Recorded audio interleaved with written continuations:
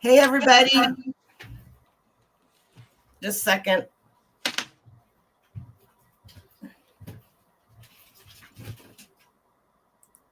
Oh, wow. Do we have...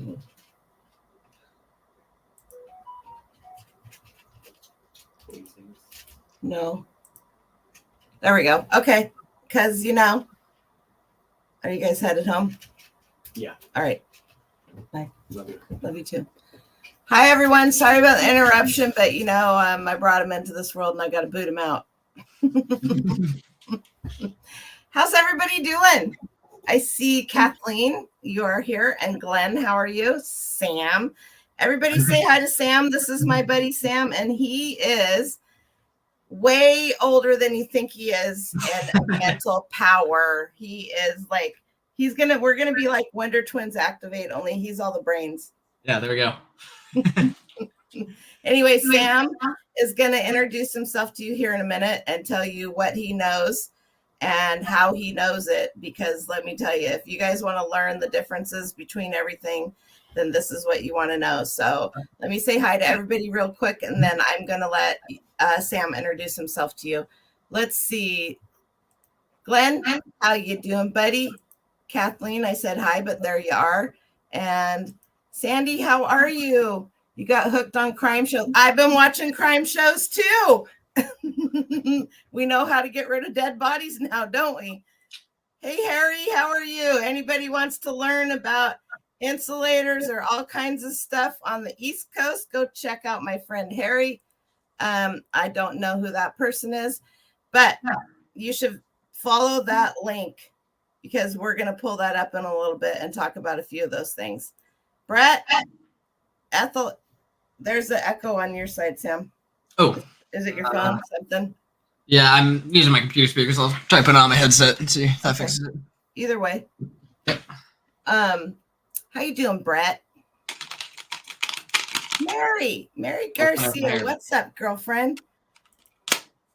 Catherine, how are you? And Jan, my bestest friend on the East Coast. I love you too, girlfriend. Let's see, who have I missed? Jennifer, how are you, Jennifer? Big hugs to you, girlfriend. Marie, my best friend on the West Coast. Holy moly, a lot of you guys here. Sue, how are you? Michelle.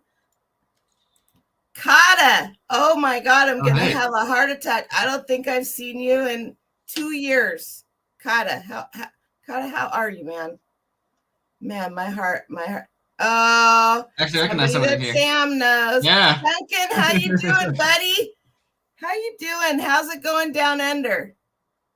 Let's see. Anybody else? Who have I missed? Never too old. How are you? How are you? Okay. Ooh, you have a new picture. I love it. All right. I'm going to turn this over to Sam, and I'm going to let him introduce himself, and then we'll go from there. It's all you. So I've been selling on eBay since I was 14. Did it just on and off until I was probably about 18 when I quit my job. Started selling, and I was selling clothing, which good category, but not my thing. And then actually, he's in the chat here, but he actually told me to get into 1800s photography, which was pretty cool. And I had no clue what I was doing at all. And there's someone else in this Discord server that we were in that basically showed us that you can actually sell these and make a decent amount of money, and they don't take up any space, which is a huge plus. So I basically just dived into it as a new niche, and I built it all the way up to where I think at my peak I did $8,000 in 1 month, selling some pretty expensive photos, which is pretty great. But yeah, that's kind of the quick version of it. Where do you live? I'm in Kansas, middle of the country. Toto, take me home. I went. And how did you learn about a lot of the antiques and stuff how did you learn a base to a lot of your knowledge? Yeah, so it was a lot of help from one person at this Discord server, Vixen Archives, which she no longer sells on eBay, but she basically showed me, like, I just asked her every question I could think of when I just started picking up photos. I went on eBay and I purchased a lot of, like, I think 100, and just started trying to learn as much as I could about them. I think it was like CDVs and cabinet cards is what it started as. I think I used a lot of Wikipedia. And what does your dad do? He's a wedding photographer, although he's going into corporate photography, and I've actually got him onto this too. I was gonna say, yeah. Yeah, and saw some antique photos. So. And your grandmother did what for a long? I'm having to pull this stuff out of you. It's like, which tooth is loose? Yeah, no. So she ran an antique store called, I think it was Somewhere in Time.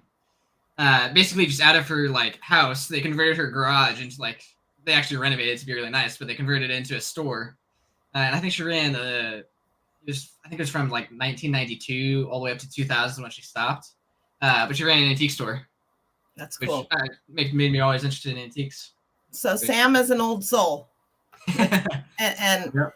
and some of the stuff that comes out of his mouth you would never expect for somebody his age to know. So I'm 20 by the way too.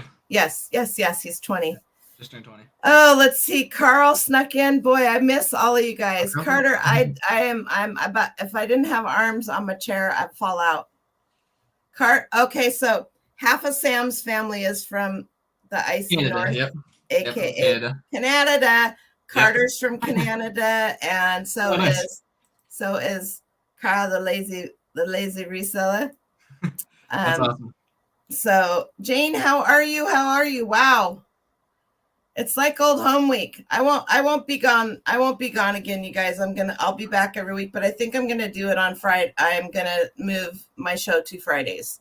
So people were having a hard time with the Thursdays. I was having a hard time with Thursdays, and so that's where it is. So as most of you who know me know, I love ephemera. I love photos. I love that stuff, but I don't know enough about them. And I haven't listed a lot of them because I truly don't know enough about them to be listing them properly, which means somebody like that is going to come to my store and he's going to go, she doesn't know what she has, and I'm going to buy it from her and sell it for $800. Yep. Yeah. Because that's an opportunity on eBay. It's just to buy from other people that don't know what they have and title it properly. Because you've done that a few times, haven't you? Yeah. What have you gotten?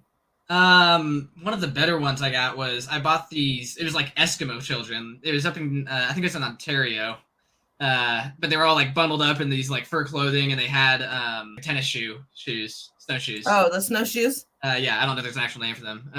Probably not. They had those, and I bought them for $8. Straight off of eBay for two of them and they were from the 1860s, and I sold them for $150 in a day. And that was probably one of my better flips. Like quickly. Oh yeah, Duncan's always doing it. Wow. Watch out. Yep. So I'm gonna share my screen, and let's see if I can remember how to do this. You guys, it's been a while. Share screen window. I want to share this one, and we're just going to go over this real quick. I already put the link in the chat, but guess what? Because I love you guys so much, I'll do it again. If you want to follow along, this may not be the best place to go, but it's a good place to get started. And as always, like Sam did suggest to me, and I have used many times, Wikipedia is your friend when it comes to these. So how to identify 5 types of old photographs. I'm just going to I'm going to scroll and you talk. Yeah, let me get my photos in front of me here. The 5 main types of photographs to determine the date a photograph may have been taken. Family historians or whoever need to understand a bit about the evolution of pictures through the 19th and 20th centuries. We need to know the basic characteristics. So number 1, a daguerreotype, and I don't say that right, and I'm well aware of it, and I'm going to just say it right now. So don't come for me. I'm probably not going to say it right the entire time. So daguerreotypes were popular from the 1840s to the 1860s. They are small. Sam has one. I have mine are tin types, right? The 2 that I have. Yep, you have tin types. Yep. So I got 2 in front of me, and I'll show them on the screen later.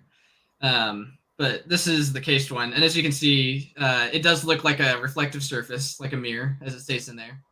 And the easiest way to tell is, I'm not sure if it's going to show up on camera here. Hang on. Yeah. If you look at it from the side, it can look like a see it. Oh.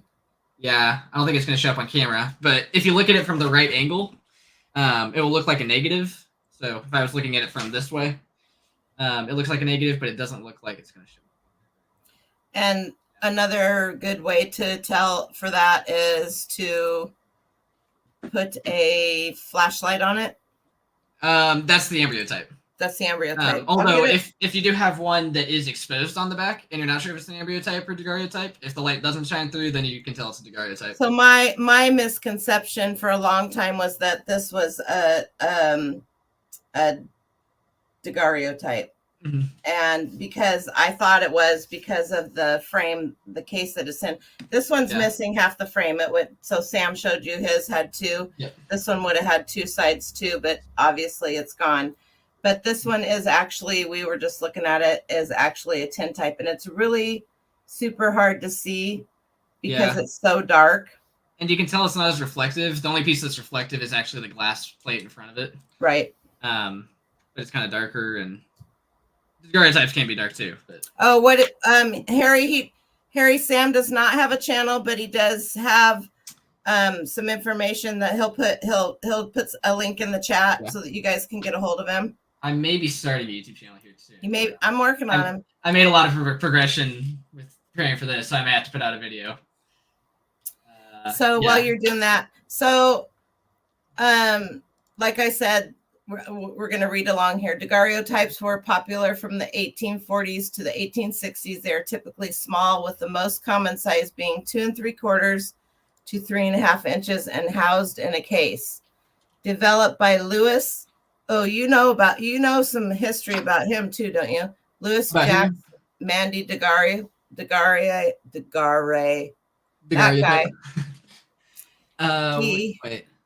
He involved exposing a silver-plated sheet of copper to chemical fumes. Since the daguerreotype is on polished silver, it is reflective like a mirror, aka a negative.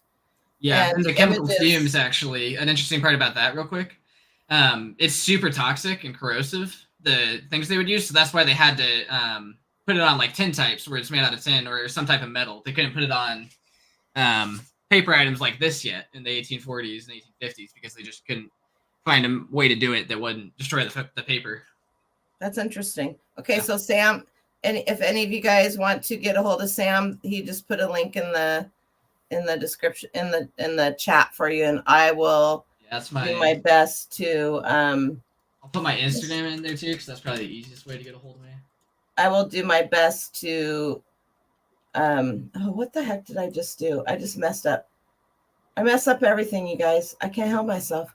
I'll do my best to get that transferred over into the description. All right. Just type mine. Because I know that if you're watching this at a later point in time on your phone, that you won't be able to see any of the stuff in the chat. You'll have to go to a computer to get the live chat. I think the Instagram is taken down for spam. But who's not blue? Sam's not blue.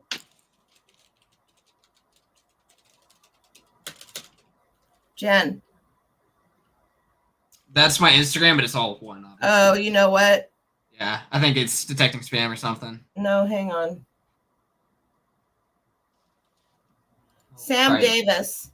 Let's see. I see your link. Maybe I can copy it and show. Oh, there we go. There it is. Awesome. Hopefully. Yeah, I don't have anything up there yet, or haven't really even started, but that's where I will be posting stuff. Is it showing in the chat yet, Jen? Hang on. She's saying I'm not blue. I thought I made you blue earlier so that you could drop chats, but let me go. Bear with me a minute, everybody. Sam, where are you? I know you just made a comment, but why can't I find it? This is what you call 8 comments up, something like that. No, I'm not even seeing you. Say something. Oh, wait a minute. I got you. Hey. Oh, yep. Duncan, surprised to see me here? Okay, there you go. All right. Now maybe, does it show up now? Should I try reposting the link? Yeah, go ahead. Right. It never hurts to have it more than once. Yeah, me and Duncan run a Discord server together. Okay, there it is, you guys. All right. Someday I'll get my act together, but don't cross your fingers and hope to die, because who knows when that's going to be. Blue means that people are verified, trusted by me, and can drop a link. And I had to remove a bunch of people, so there's not a lot of people that can drop links. That's just where it's at. Okay, so that's all toxic. The image appears to almost float. Daguerreotypes are very fragile. They should be stored away from direct light and away from extreme temperatures. In other words, keep them out of your attic, right? Mm-hmm. Go get grandma's pictures please. And stuff, all of that stuff out of the attic.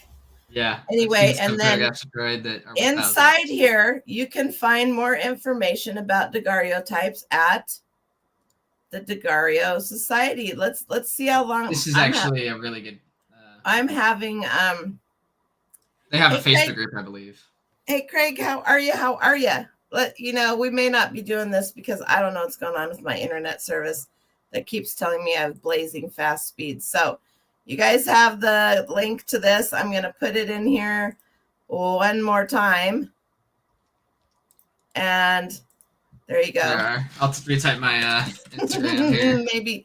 Maybe you guys can just go there and pull it up. All right, so the next form, and these are the two that I get mixed up. I'm gonna drop a link here real quick. The daguerreotypes and the ambrotypes. And so this frame that I have is a frame for an ambrotype, but that's not what's in here. And the picture that they have put in here is a tin type. Mm-hmm. So which wasn't uncommon back then for tin types to be put in there too. Were they? Yeah, I mean, you didn't see it as much because they were considered not as nice as daguerreotypes. So usually if someone's paying up, they're going to get a daguerreotype with the frame, but you do see it every now and then. Well, you can, I mean, this makes a huge difference for me just seeing it because I'm quite a visual person, and just the difference, like it literally looks like it's just there. Yeah. And yeah, that's an ambrotype, which it's hard to really tell ambrotypes apart when they're in a case. Once you look at a lot of ambrotypes and a lot of daguerreotypes, you can tell that it's an ambrotype just by looking at it. But I don't really know how to explain it properly. Anyway, there's also, so these are produced by the wet collodion plating or an emulsion process, and the image is created on the glass. So there's no picture behind this. The picture is put onto the glass, almost like a glass negative. You'll see, Jason has a butt ton of those, doesn't he? Yeah, these are actually, with ambrotypes, it's actually really easy to damage them if the glass plate falls off and anything comes in contact with it. Extremely easy to damage that way. So that does not surprise me. Always keep them sealed if you can. Got that. Always keep them sealed. Mm-hmm. Uh-oh, Jen's got your IG. Mr. Sadie, where you been? Oh, it's me that's been somewhere. How you doing, buddy? Thanks for popping in. My YouTube just spiked in followers. Whoa. YouTube just it just gained like 6. There you go. Go. We're gonna shame Sam into starting a YouTube. This kid is smart, you guys. I'll have to. He's smarty pants. So if you guys are really wanting to learn, and I know there's a bunch of you in here that really want to learn about these and that pick photos up, then this is the place to go. Luckily, I get to talk to Sam almost daily if I want to. I mean, if he's feeling like talking to a crabby old lady. Yeah, I have learned a lot, and it's never bad to have other people teach you things that know way more than you. Get down off of your high horse, my high horse, and learn from somebody else that knows it. Sometimes we have to wipe our memory. I know a lot about a lot, but I don't know as much about this as I want to know. So in order for me to know more and learn more and teach more, I need to find somebody to teach me, right? Okay, we're getting there. We're getting there. Into that. We're getting there, Mary. Hang on a minute. You're ready to party. Are you Are you guys in Nashville? Okay, tin types.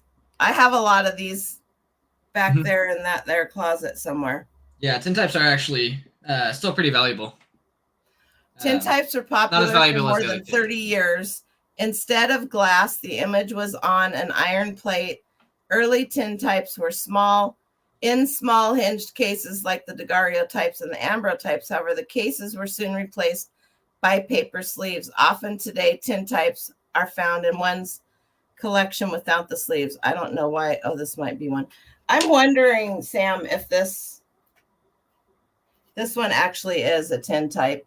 So that one, like the frame looks newer. It almost the looks frame 1900s. is weird. I think I don't know much about it, but I think that may be a planotype. Okay. Which I have no clue what it is. I've had like 2 of them, and I know they're called planotypes. And I mean, it's hard to tell over camera, but I think I'll write. So I'll write that down. Planotypes. Yeah, PLANO. All right. Question for Sam: how do you find this niche? You showed me this niche, Duncan. I'll tell you what's done. You're asking how I found it. You found it for him, Duncan. Yep. You're the guy. You pointed me onto it. Dixon showed me how to do it. Okay, so tin types, and it said iron plate. Now, okay.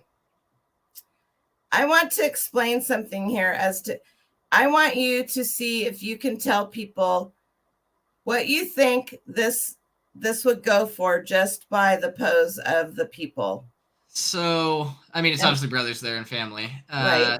The problem is, honestly, family shots don't sell as well as like just shots of one guy. Like the one I had yesterday, the one that I showed yesterday of the 4 boys. Yes, yeah. So they're like teenagers. Yeah, I would say it also depends on the size. So there's like gen type, which is 1 by 1 inch, 16th plate, which is like 1.5 by 2, 9th plate, which I think is like 2 by 2.5. Like it just keeps going up into quarter plate, half plate, full plate, and I think full plate is like 9 by 9. So they get really big. So you can see in this picture how scratched up this is. Yeah, it's probably the most common size for tin types is the 6th plate, which is like, I want to say 3 by 4.5. I may be a little off there. I was going to say, yeah, I thought so. I guess that's probably 12 to 15. Tin types are kind of funny because somewhere around in here, maybe a little smaller. Yeah, not as tall. It's probably about an inch and a half less in height. Yeah. But yeah, probably about 12 to 15. It's scratched up, which doesn't help, and there's not like any stunning subject matter. If you wanted a quicker sale, $10, but okay. So cartes de vistes. It's carte de vistes. It isn't carte. It's French. Yeah. That's how I always heard it, at least. That's all right. I may be completely wrong there. Guess what? Yeah, we're all going to mispronounce everything tonight. Nobody cares. So if you want to write something in the comments about how we pronounce things, don't do it. Yeah, the thing is, I've only ever read all this stuff. I haven't actually heard people talk about it, really. You're not really any YouTube videos on it. You're good. We don't need any keyboard warriors, and we're not going to look it up and listen to it on Google. Oh, you can read it. If you know how it's pronounced correctly, that's all I got to say. Okay, so I want you to tell me, Sam, what is the difference between, do I have one of those here? A carte de viste and this. And so actually both of those are mounted board technically, which are early 1900s. So neither of those are actually cabinet card or CDVs. So mounted board means, can you guys see the board here? You can't take it off from the back, and it's literally glued on very the thick board. Yeah. These boards are they're thick. And they're usually gray like that too. And they aren't the same size as cabinet cards. And this. So that's a CDV right there. So it has. So yeah, it has a photographer's back stamp there, and probably has the location. So that's what a CDV. And that's what this is. Yep, and you see how it has square corners? Yeah. That means that it's 1860s or very, very early 1870s, like 1870s. I'm gonna have to rewatch this video. Yeah. Yeah. So in the 1870s, which this website did get correct.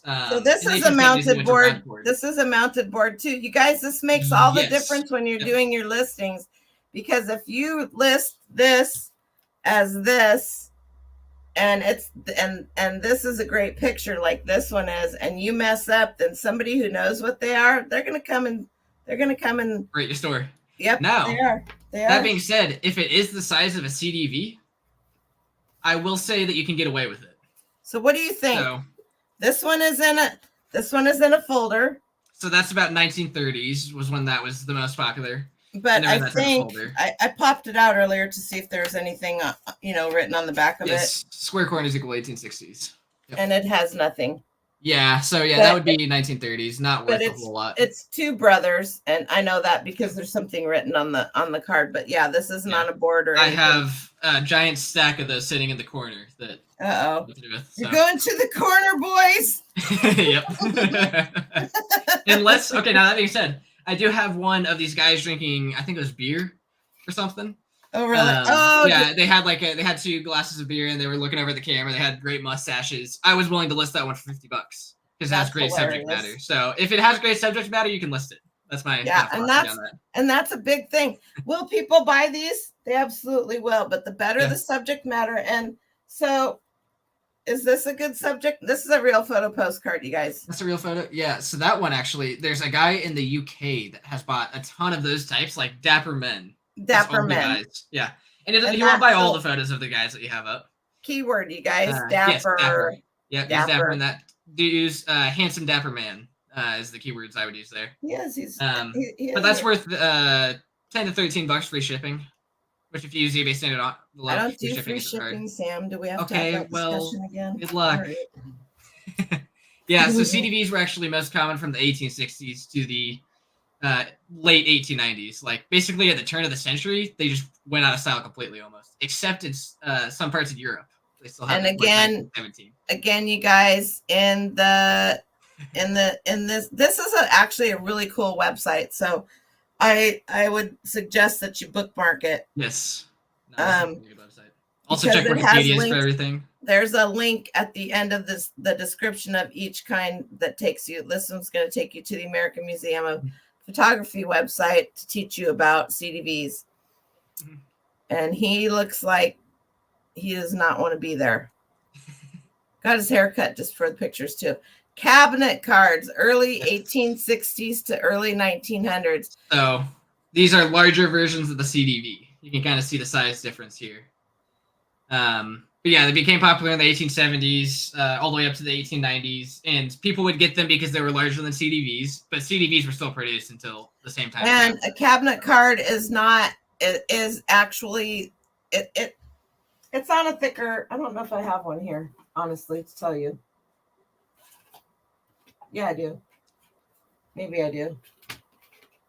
Yeah, the backboard is slightly thicker, and what's cool is it's probably not going to show up there, but some of them had gold borders, which we'll talk about a little bit more lately. So this one does, yeah, like you said. Mm-hmm. There you go. Yeah, so cabinet cards are larger. Can you see the glitter? That's 15 cents, you guys. 15 cents worth of gold right there. Yep. This one is...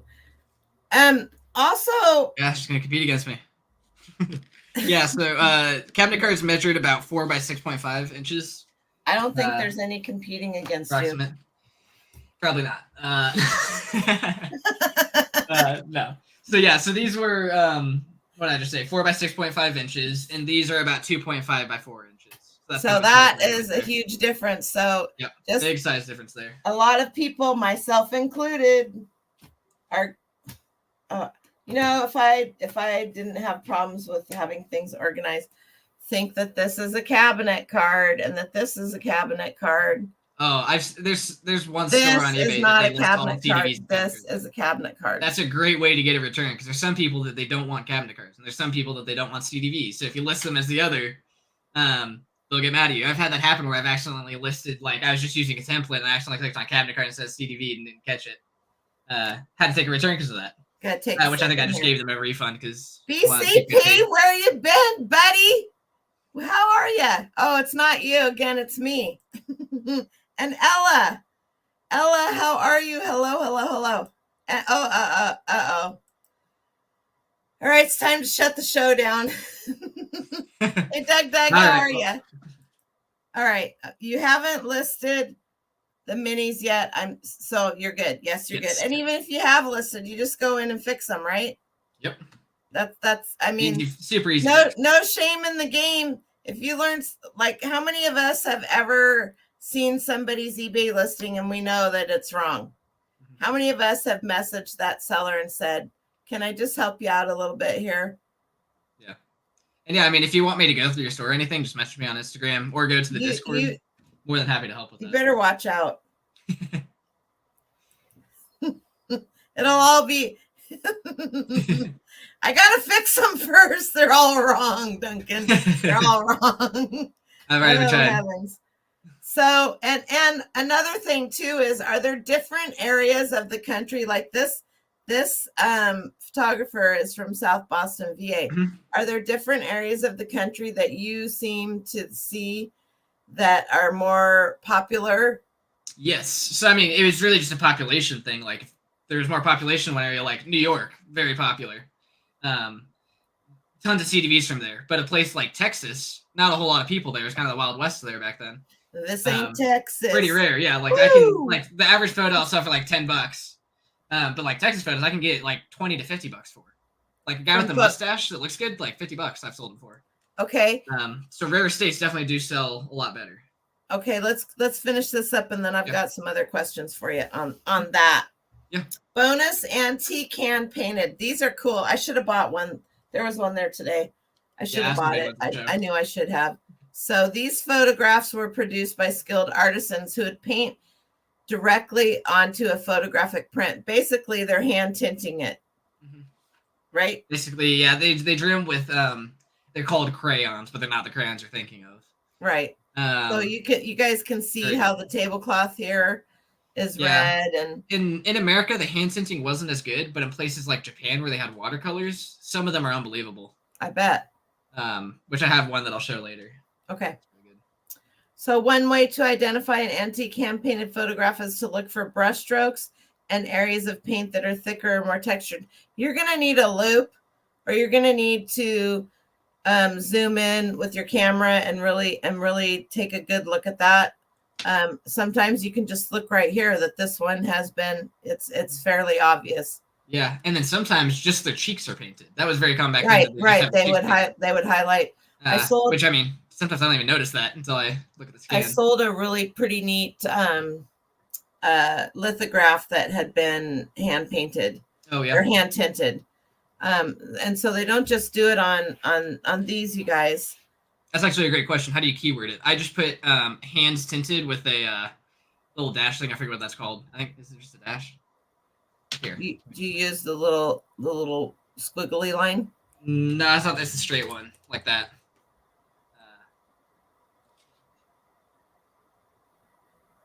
Hand tinted. I think. Wait, maybe I don't use that. That doesn't. Okay, there you go. Dash.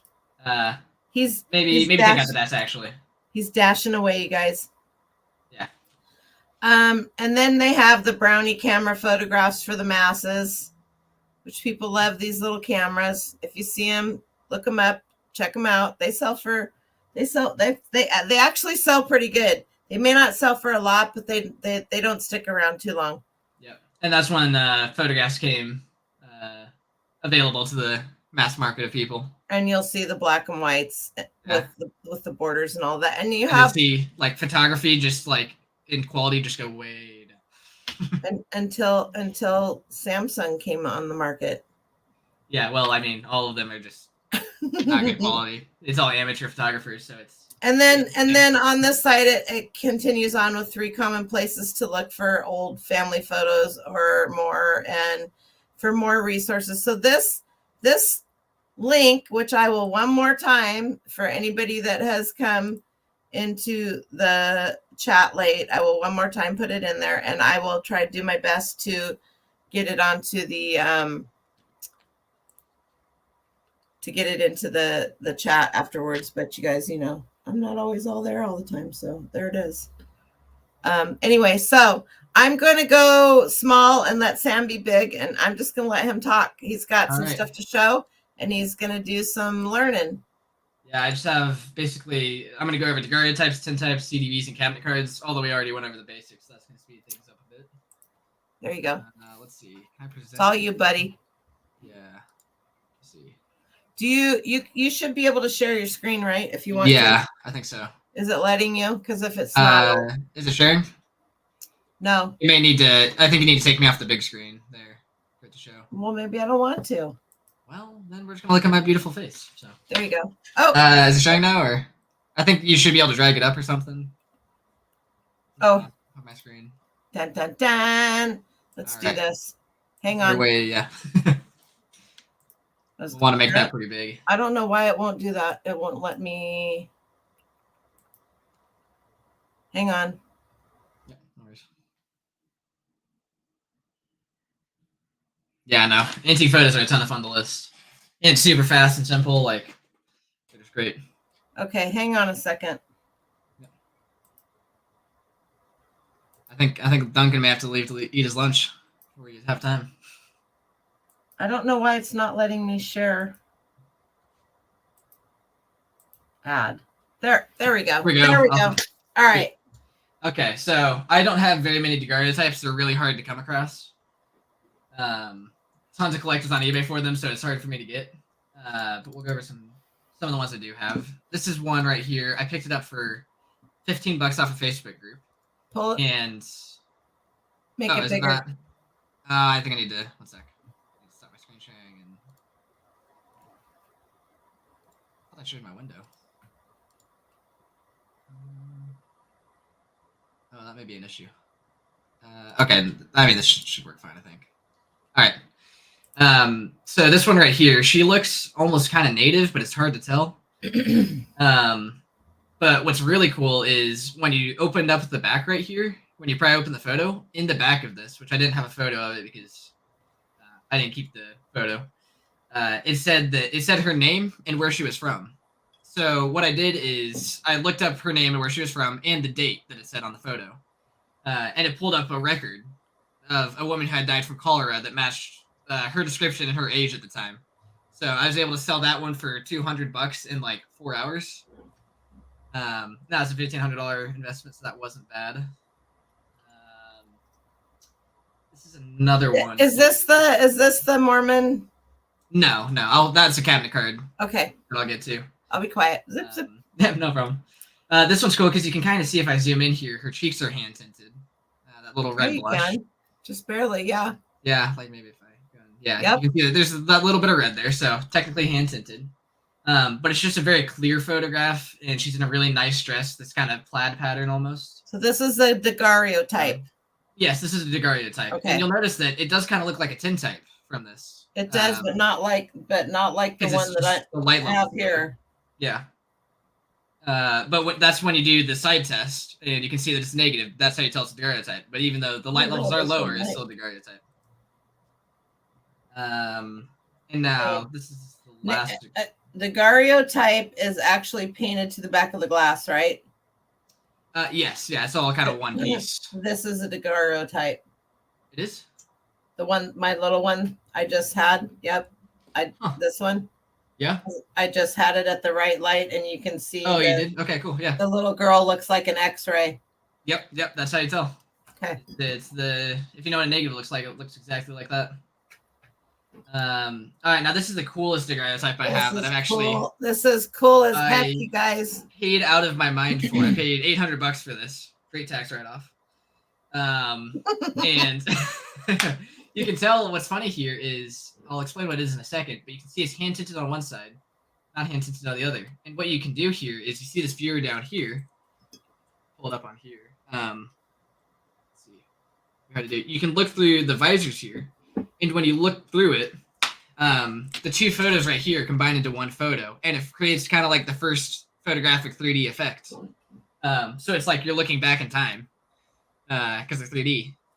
And I paid $800 for that one, and I think I have it at about $1,500 right now, somewhere near there. Which is a little bit on the higher end, but I'm willing to sit on it for a bit. Yep. So it's not like it takes a lot of room to store. Yeah. It just sits in my safe. But you can see right here, there's some text. That's Mosker's, I think it was daguerreotype gallery. I probably should have checked Mosker's improved stereoscope. So this is technically considered a stereo view, which I'm not an expert on by any means, but there used to be ones that had these kind of visors, but they were just like everybody go to top part of the Duncan's photo. store and buy all of his stereo views. Does Duncan have stereo views? I don't know. I don't know, but it sounded good. Well, yeah. Duncan, if you have stereo views, they're selling. But they were actually looked more like this, like cabinet cards, with two different photos on here with like a line down the middle. They're split. And you had viewers that you could hold and put at the end. And it would be the same thing as this. It's just this is a daguerreotype with its own viewer. And it was made by Moskers, who had a patent on this. So he was the only one that could produce these type of daguerreotype photo cases, which is pretty cool. So definitely a rare find. All right, this is probably gonna stop screen sharing. You want me to stop? No, I need to go to the tintypes now. It just wouldn't let me. Duncan's eating pizza. He's being rude. Ah, Duncan. Rude. Rude. If you didn't bring enough for the whole class, put it away. Exactly. All right. Here's the next one. If you throw that back up. All right. This is one I actually picked up at the Wichita Postcard Show, which is local to me. How did you find these? Facebook groups for daguerreotypes, although they're really hard to come across at a good deal. I've only found like 15 the entire time I've been doing it. But these are this is a tintype right here, and this is a full plate tintype, so very large. It's probably like. This reminds me of the one that I found here in Portland. Oh, I have it listed now. Yeah, I'll take a look at them. Yeah. But this is actually pretty cool because there's a RPPC postcard right here. It's a real photo postcard, and it's Grandma Austin, and it says she was 104 years old right here, which would make this tintype pretty rare to have. I don't remember what I have it priced at, but that was definitely a cool find. I think I picked it up for $40, which is a steal. I think I have it up for about $300. Nice. But yeah, anything where you like have them. Everybody's eating. What's wrong with you people? No. Duncan's having a slice for me. That's very nice of you. Yeah, but these what's interesting here is the gloves she's wearing. She could be in mourning with how she also has the black bonnet. I'm wondering because she has that black lace on the other side too. Yeah, but she's not wearing gloves, and this was probably taken at a slightly later date. I don't know. Who knows? I don't know. Yeah, it's hard to tell. It's kind of a funny because you don't usually see like a tintype and a real photo postcard next to each other because they were kind of two different time periods. Do you have them both?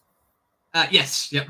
You have them both. Yeah, I have them both. I'm selling them as a set, and there's nothing on the backs of either of them. I don't think. That's the way it works. That's the way it works. I'm for $5 or selling for $200. That's my model. That's what Brett says. $1 to $200. Oops, wrong one. At least you're eating pineapple with your pizza the right way. I was wondering if she's a death photo. I don't think so. No, this isn't postmortem. We'd probably see some sort of wires or something holding her up if it was postmortem. If it was postmortem, that'd be a really good chunk of change. But it's hard with postmortem because unless you can prove it, you don't want to market it as that because people will get mad at you. People get testy. Oh yeah, especially around postmortem. Like that's just something you don't really want to mess with. This is another tintype. It's a 6th plate, so about 2 by 3.5. I think I said. Okay, I have a question since nobody else has asked it. Yep. When you take the pictures of the tintypes, do you put them on your flatbed scanner and scan them? Are you taking a picture of them? So I have a large Kaiser stand now, which is basically just a camera pointed straight down.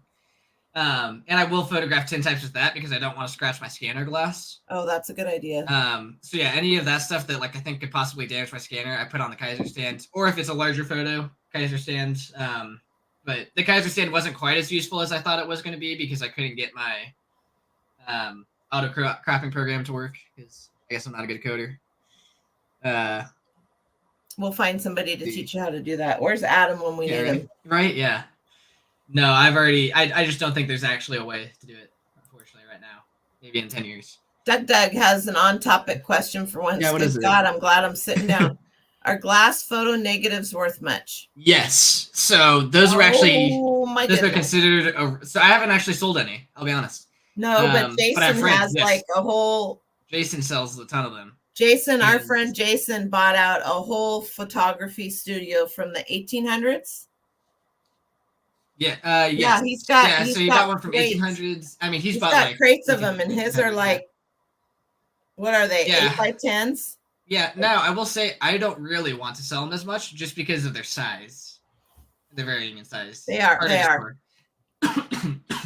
Robin wants to know. Hi, Robin. How are you? What was the oldest photo you've gotten? The oldest photo I've gotten was. I sent him a picture of me. No, I think Carl would have to send me one. No.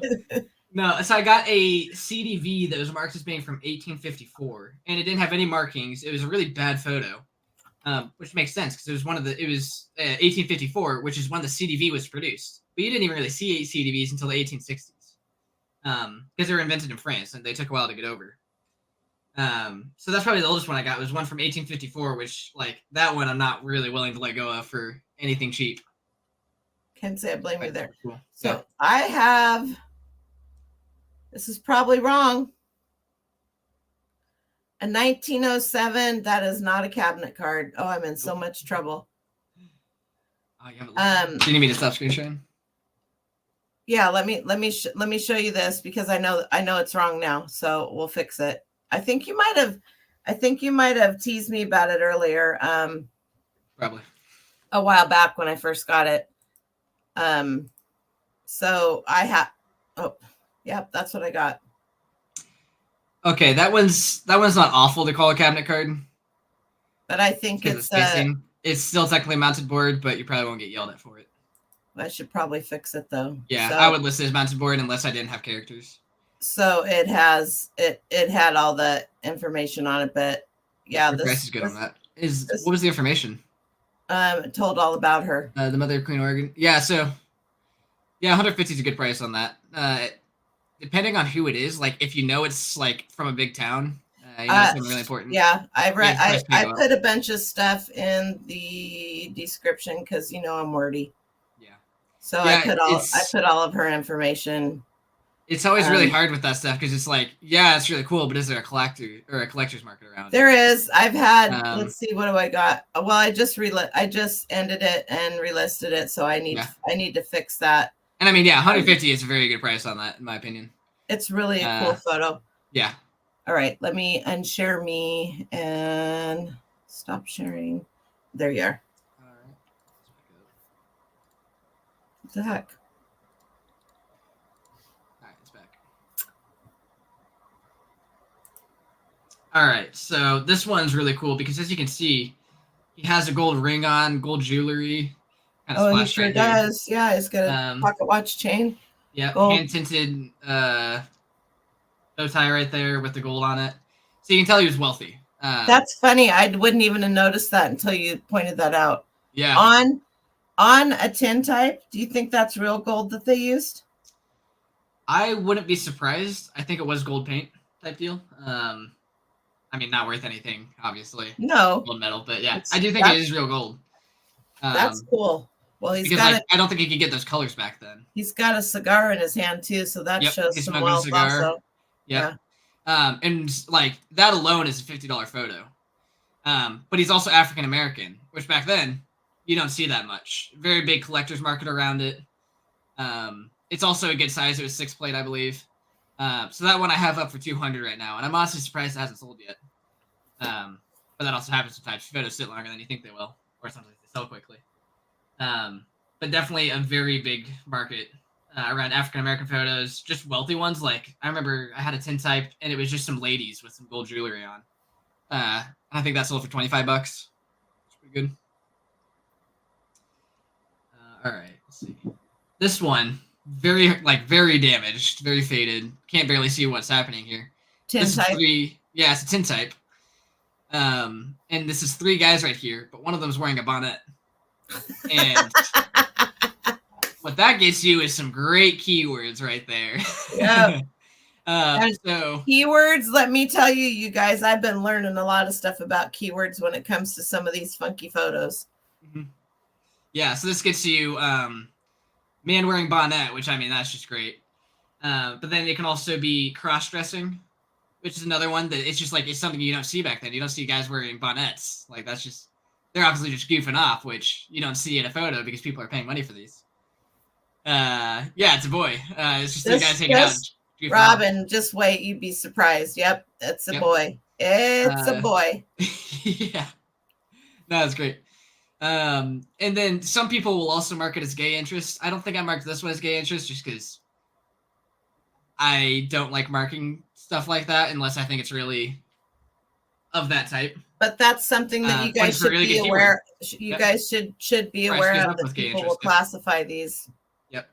Yeah, like there was one where it was the same thing. A guy was wearing, it was a cabinet card, and the photo was just great. And the guy was wearing a dress and a bonnet, and he had his arm around his friends.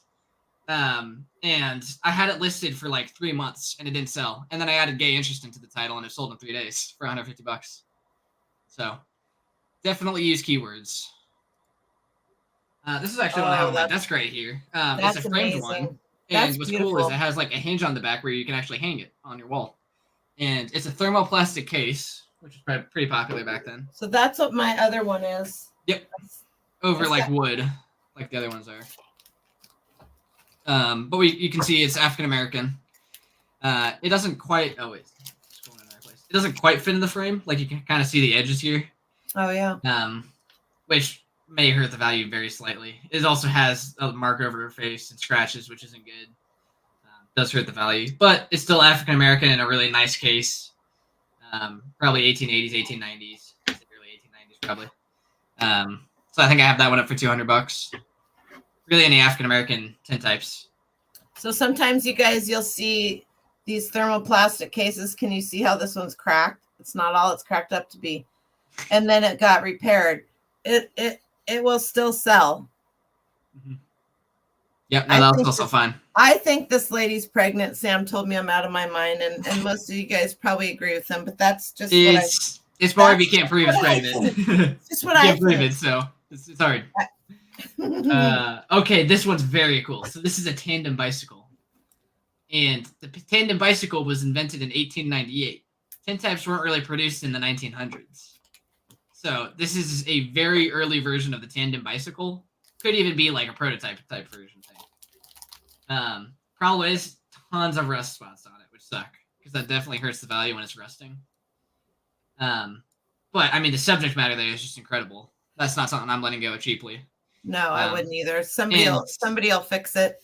Yeah, that's and cool. There's bicycle collectors out there that are gonna want this. Which I mean, I say that, but it's been sitting a while. Not fine sitting on it. But yeah, really neat. If you find anything where it's like one of the first versions of it, hard to come across. Pride's coming up in June. Yeah, let's get interest. Yeah. No, take advantage of anything like that. These are all full plate tintypes. It's a couple right here, man and wife. Wow, those were hand tinted, big time. Yeah, these may have just been drawn. These may not even be photographs. They really, those are ugly. Oh yeah, no, that's why I don't think they're photographs. Is because like, it doesn't look like they painted over. I don't know. Part of him looks like a photograph that they really, whoever hand tinted that needs to go back to kindergarten. They don't do well. The entire thing's hand tinted, so that's why it makes me think that it could possibly be a drawing.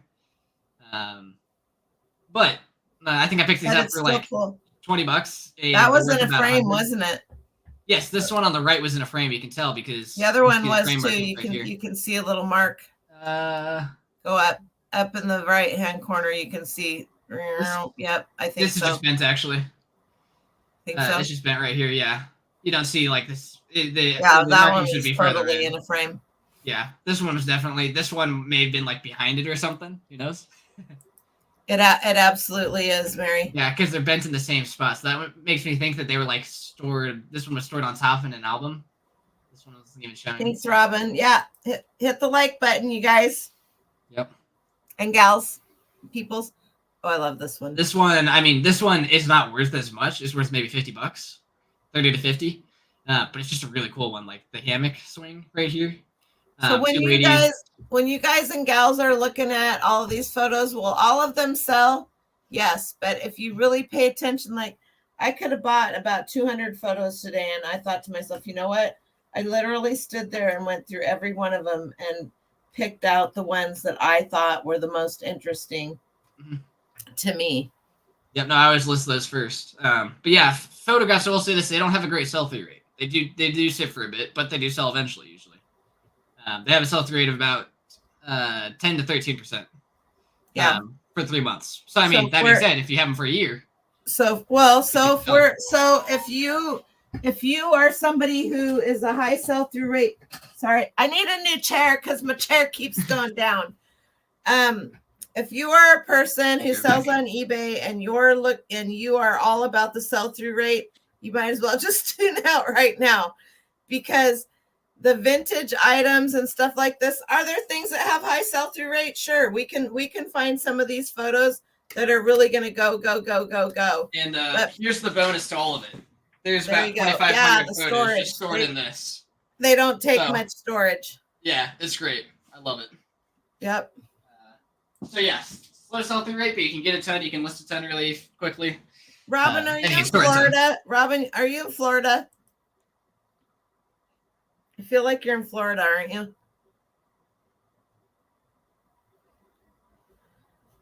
Yeah, Florida, you won't see him quite as. Although that being said, I do have a friend that he actually picks up. Like he's made. You're in Oregon. Close to like $5,000 off of Florida. How? Okay, Robin. I was just over in Oregon today, and I bought a whole bunch of them. So you girl, you need to message me outside the web, and we'll go out. We'll go to a couple of state sales, and I'll help you find some. Yep. They're out there. They're everywhere. All right. Okay. Florida. Robin is in Florida. Well, duh. That was good. Woo. All right. This one is one that I picked up for $1, and it may not look like anything special. Noah, can you tell what this is? Yeah, it's a hidden photo. So the mom or the nanny or the grandma's or an older sibling is sitting back behind there. They're usually not this blatant. Yeah, usually they're not. That's why this one's worth a lot more. They're usually not this blatant. Usually what you'll see is more cloth or a curtain or something, and sometimes you might be able to see a hand or something holding the child. This will all be black back here. And you will see photos, post-mortem photos like this where they're holding a child, but not like this. So this one is just really odd because it's like the photographer didn't get in close enough on the little girl, and you can see everything. Yeah, usually it'll be like that almost. Like they'll be showing, so you can't really tell that there's someone behind it as easily unless you see like a hand poking out. Yeah. Speaking of this, ghost photography. Okay, that's something I can get into later. Okay, let me write that down so that we don't forget. Yeah, that's something that I can definitely. Because I have a problem with that. I have a cabinet card with that. Yeah, and I have a cabinet card that it's. I got one of my 12 million Post-it notes. There you go. But this one, the problem is it is damaged. You can kind of see there's bends right here, and there's also, it's hard to tell on here, but there's bends down the middle across it, which does hurt the value quite a bit. I think I listed it for $200. Had it been in perfect condition, I would have had no problem asking $350, and I picked it up for $1. So. Well, Sam, I'm gonna have to give you my little spiel. Somebody put in the chat what they think I'm gonna tell Sam right now. You can always go down on the price, but you can never go back up. Yep, I know. It's perfect. Yeah, no, I agree with you there, but I also want a price to sell. For sure. Okay, this one's amazing. I'm so mad there's rust spots on it. But you can see this guy sitting here with a keg, smoking a cigar. Is that like a wicker, like a wicker keg? Yep. Yeah, if I zoom in on it, you can probably see it. Yep. Yeah, that is definitely a wicker right there. The cork at the top. That is amazing. Yeah, and it's just how he's sitting back so relaxed and casual. Like, you don't see that in old photos. So, and like he has a mustache, his hat's kind of hanging off a little bit. Like, that's the perfect picture for the song by Carly Simon, "You're So Vain." Yeah. The only problem with this is the rust spots. Rust spots on tintypes people hate. Even more like than bent up photographs. Yeah, well, what are you gonna do? Brand stuff. Yeah. I mean, honestly, what are you gonna do? Exactly. Yeah, it's just I could have listed it for higher, and it probably would have sold by now if it didn't have rust spots. True. And the main issue is it's over the subject. The rust spots. So really, if there's just rust spots like around, like there wasn't any rust spots in the middle here or where the subject is, it honestly wouldn't hurt the value a ton. But since it is over the subject, that's when it hurts the value quite a bit. All right, this one's great. This is a hand tinted one. That's pretty. And it's two girls. You can see she's wearing a gold necklace right here. And they're sewing. I don't think they're knitting. I was told they're sewing. I don't know much about that, but yeah, two sisters probably sewing, which is just a great tintype. And that's another one I picked up for $1. I think I picked it up in the same one as the Hidden Mother lot. So I mean, you can get some bulk deals on stuff that end up being gems. Like bulk deals are definitely the way to go. And like, go to your local flea market, you can find these. That's like flea markets would definitely be the place that I would suggest finding these. You can't find them online, but prices usually aren't as good. So, but that being said, I do source most of my stuff online.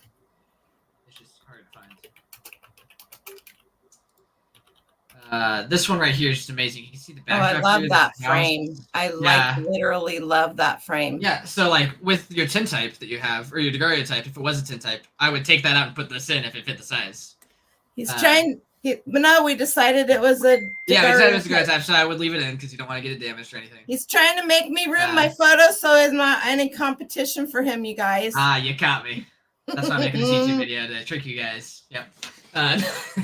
No, but like this one, you can see they're like this guy's smoking right here. I think that's a cigarette or something. That guy's holding a pipe. That guy's holding something. I'm not sure if that's a cigarette or not. I can tell. But yeah, this guy's tie is wonky. It's very casual. Any casual photographs are good. I think I listed this one for $100. Nothing like super special about it, but just a good photo in general. Soldiers holding guns, specific. Worth good money usually. This would have been post Civil War. Hi, Sandy. Sorry, had to interrupt you. You're good. But yeah, this would have been post Civil War, unfortunately. It's kind of hard to tell, but their collars look post Civil War. And how they come out. They may be veterans. Who knows? They're likely part of an infantry. I'd guess 1870s. But dating tintypes is hard. We'll go over that one once we get to CDVs and cabinet cards out there. A lot easier. But really, anything with guns in it sell really well. I think I have this one up for about $150. Guns and Roses. Yep. If you get one with Guns and Roses in it, that'd probably be the gem right there. Let's see. Okay, this one's really. Oh wow. That's like swimming Yep. suits. Yeah, this guy's swimming. This girl isn't, but that is a period swimsuit that she has on there. This guy is, yeah. But look what she's doing with her leg here. Look how risque that is. You gotta her leg. Oh yeah. Oh my. Yeah, that's wow. She's got her swimsuit pulled up a little bit high over on her knees there. Yep. Yeah. No, so yeah, so anything that's risque in nature will go for a lot. There's a Civil War soldier that was like, I don't remember if he was full nude or half nude, but he went for like, I think it was $50,000 for a daguerreotype of him. Could you imagine, honestly, getting in the water as a woman with that much clothes on? No, that's why I didn't even think it was a swimsuit. Like, I don't know how you swim in that. You don't. You drown. That's why women didn't swim. They couldn't. They were drowning in their freaking clothes. Yeah. But they couldn't wear anything more than that because then it'd be too risky. All right. Right. Not him, not her, Brett. Yeah, what a floozy. This is hilarious. My God. She's practically naked. Yeah, wow. I'm not sure I should be showing this on YouTube, actually. Sorry. All right. On to CDVs. So I'm going to try. So when it comes, you do want to be able to date CDVs, but this is true too. A lot of their clothes were made out of wool, which made them, and they didn't have like merino wool, you guys. Yep. You had the scratchy wool, and it was heavy. Yeah. Yep. Definitely not great. Let's see here. Okay, so I'm gonna try and give you guys a quick overview on how to date them. To be able to actually date these accurately, you need to like look at like just as many as you can. And there's actually a really good book on there. I'll try and link it in a second. Once we're done with this. What's it called? I don't remember. I'll need to look it up. Okay, never mind. I think it's literally called like How to Date CDVs and Cabinet Cards, or How to Date 1800 Photos. I'll need to find the cover to make sure that's the right one because there's a few. But this one you can tell is 1860s. It's basically 1860s. You don't see them looking as nice. They have these square borders. They're not detailed around the edges at all. There's usually not a photographer's mark at the bottom here. But the easiest way to tell that they're 1860s is square corners. If they have square corners, 99% of the time it's 1860s. There are exceptions to European photos. European photos didn't really have red corners. Always an exception. Yeah, but when we're talking, all these dating is going to be American photos for the most part. I think I don't think I have a European in here. So yeah, square corners, very bare bones, simple. And her clothing, honestly, like her clothing's kind of 1870s, but I really like. Actually, that's a pretty cute little dress. I have to say. Yeah, like that collar right there is very 1880s like. But that collar is added on, so like they would have reused that on multiple dresses. Yep. Oh, that's so cool. This is just a really good one that I like. This is a cabinet card. This is a CDV.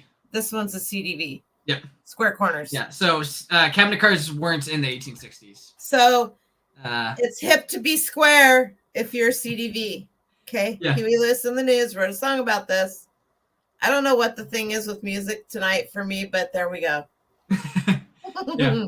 But you can tell 1860s square corners. Now the corners are blunted, but they're still square. You can tell they've just been kind of damaged on the corners. And they also have this gold border right here too. Okay. Which you can tell that's I think it's don't quote me on this, but I think it's 1866 to 1869. I want to say when it's this wide border and thin border. If it's two thin borders, what? We lost Duncan. Oh, we lost Duncan? He must have fallen into the pizza. Probably. I wouldn't be surprised. But if it has this like very thin gold line and then a thick gold line, that's I believe 1866 to 1869. Maybe slightly off there. But obviously 1860s. If it's two thin lines, that's Civil War era. That's 1864 to 1866. Which I mean, even this you can mark a Civil War era. That's another great keyword to use when listing these. Like for this, I'd say antique CDV, circa 1860s, baby and stroller Civil War era, and then add it if there's a location or photographer on the back. Brett said it looks like a bouncy pram. A bouncy pram? I don't know what that is. So it would bounce. They could bounce it in the back while they were driving. Oh, yeah, while they were pushing it. Okay.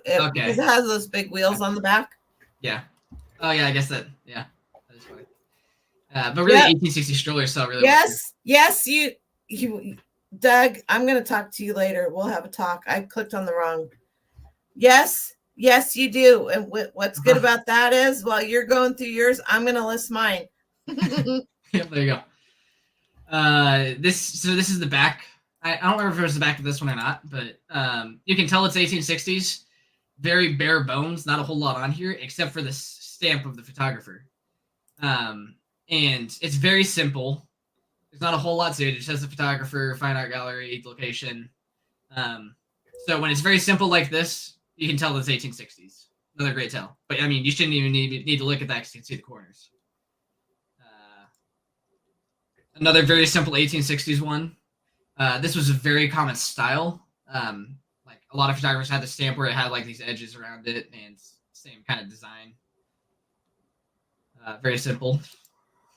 This is one from 1869. So this is an exception.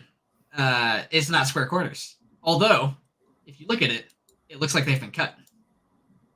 Oh, it absolutely looks like they've been cut. Yeah. Especially on the. Yeah, right there. Yeah, it's hard to tell. Is this 1869? Now, honestly, I would have probably listed this as 1870. Which I don't know if I think this is just someone guessing at the date right here. I'm wondering too. 1869 or later, it says. Yeah, because like the back here with this camera right down here, it looks very 1870s. It's a little bit more intricate. It's looking nicer. The fonts are good. I would guess it's 1870s, but saying that 1869 is on the back, I'll usually put in the date 1869 when dating it, just since that's what's on there. I don't know if that's accurate or not, but it's possible this is 1860s because Well, also he's upselling his store too, because down at the bottom it says all styles of frames are always on hand, yeah. you guys. Yeah, and actually he's not even doing a good job. A lot of them will say like all negatives are kept. Get them reproduced. I noticed that all negatives are always and that's how Jason, one of our friends, ended up. He's had them for a long time, but he literally bought a whole photography studio from the early 1800s on to whenever they stopped, and he got all the glass negatives. Yeah, and they'll say like you can request a copy of this photo at any time, and I'm like, well, why can't I request a copy anymore? But I guess they're a little dead by now, so. So yeah, I mean, and what's also interesting about this was the cardstock is very thin, like you can see here versus. Look who's here! Look who's here! She came to see you. Huh? Desiree. Oh, Desiree. That's awesome. It's hard to tell here, but the bottom one's thinner in cardstock. So that's wait a minute. It looked like the top one was thicker. Yeah, thinner. So the top one's thicker. The top one's thicker. You can really see it there now. Okay. Yeah. And so that's another way to date them. As time went on, they just kept getting thicker all the way up to the 1890s until they got to mounted board, where it was just super rigid. But I mean, like this is pretty bendable. You're not gonna hurt it just by bending it slightly. This one, not quite as bendable. Gives a lot more resistance, and this one I think is 1880s. So that's another way you can tell. So they got thinner. No, they got thicker. They got thicker. Yeah, it started in the 1860s with very thin. Probably just said that. Those of you that want to write a comment about that, please do. Write a comment about what? Me not being able to figure out what you're saying. Oh. I got up at 5 o'clock this morning and I couldn't sleep last night, so just bear with me. Hey, you can rewatch the show. You'll get it. Okay, now this is a very interesting one. This one was the back. This is the front right here, and you see this little red border, very common in the 1860s. But the border style is starting to look like one that's. Look, and you can absolutely tell that they have cut those corners. Yeah. No, it's very obviously that they've cut them. So that's why I dated it 1869, because I think that the person was probably right. I honestly, if I didn't see the date on the back, I would have guessed that it was very early 1870s, like literally 1870. I don't think it'd be 1871. Just because it's combining some stuff from the 1860s and stuff from the 1870s. So I just wanted to show this one in here to show that like it's not an exact science all the time. There's tricky ones. I'm sorry. I was trying to figure out what she was reading. Oh. But I mean, this subject matter right here is just really good. She's reading a book. This is a photo album right here, actually. You can tell because of these clasps, which I probably should have grabbed one from my other room. But that's where they would actually store all these CDVs and cabinet cards in. And if you can get one like this, you can actually take all the photos out and sell the album for the price you paid. Okay, that's true too. I've done that. And also, you guys, if you get scrapbooks that have these glued in, the best, don't try soaking them off. Don't try doing anything. Sell the whole page, because you'll have stuff on the front and on the back. Just sell one page at a time. Well, let me revise that. If it's not good subject matter, just get rid of it. That's true too. It's not worth anything. If it's good subject matter, then it's worth to do it that way, but that's really the case. It could be a Bible right here, Desiree. Duncan, I'm gonna have to put you in a timeout. He's joking. Don't worry. I know he is. Yeah. No, I haven't met. Come on, Duncan. I haven't met 95% off. Free shipping. Oh my gosh, what is? So this one chair? This is a chair. Yeah, it's a chair. It was a chair that was common in the 1860s. I've seen them in like all the way up to the 1880s. Very common chair to get photographed in, though, because it just was one arm right here. And actually, whoa, that's a left-handed chair. That's funny. I didn't realize that. Pictures or it's not real. That's all I gotta say. What was it? I can get a side here. They're teasing about Jan getting a sidecar for her motorcycle so that our friend Doug can ride with her. I'll need pictures of that too. But this is still kind of, the photo itself kind of looks 1860s. But you can tell it's 1870s because it starts getting a little bit more white, kind of off-white, around the border here, and you can tell that those corners haven't been cut. They're actually they have not. Yeah.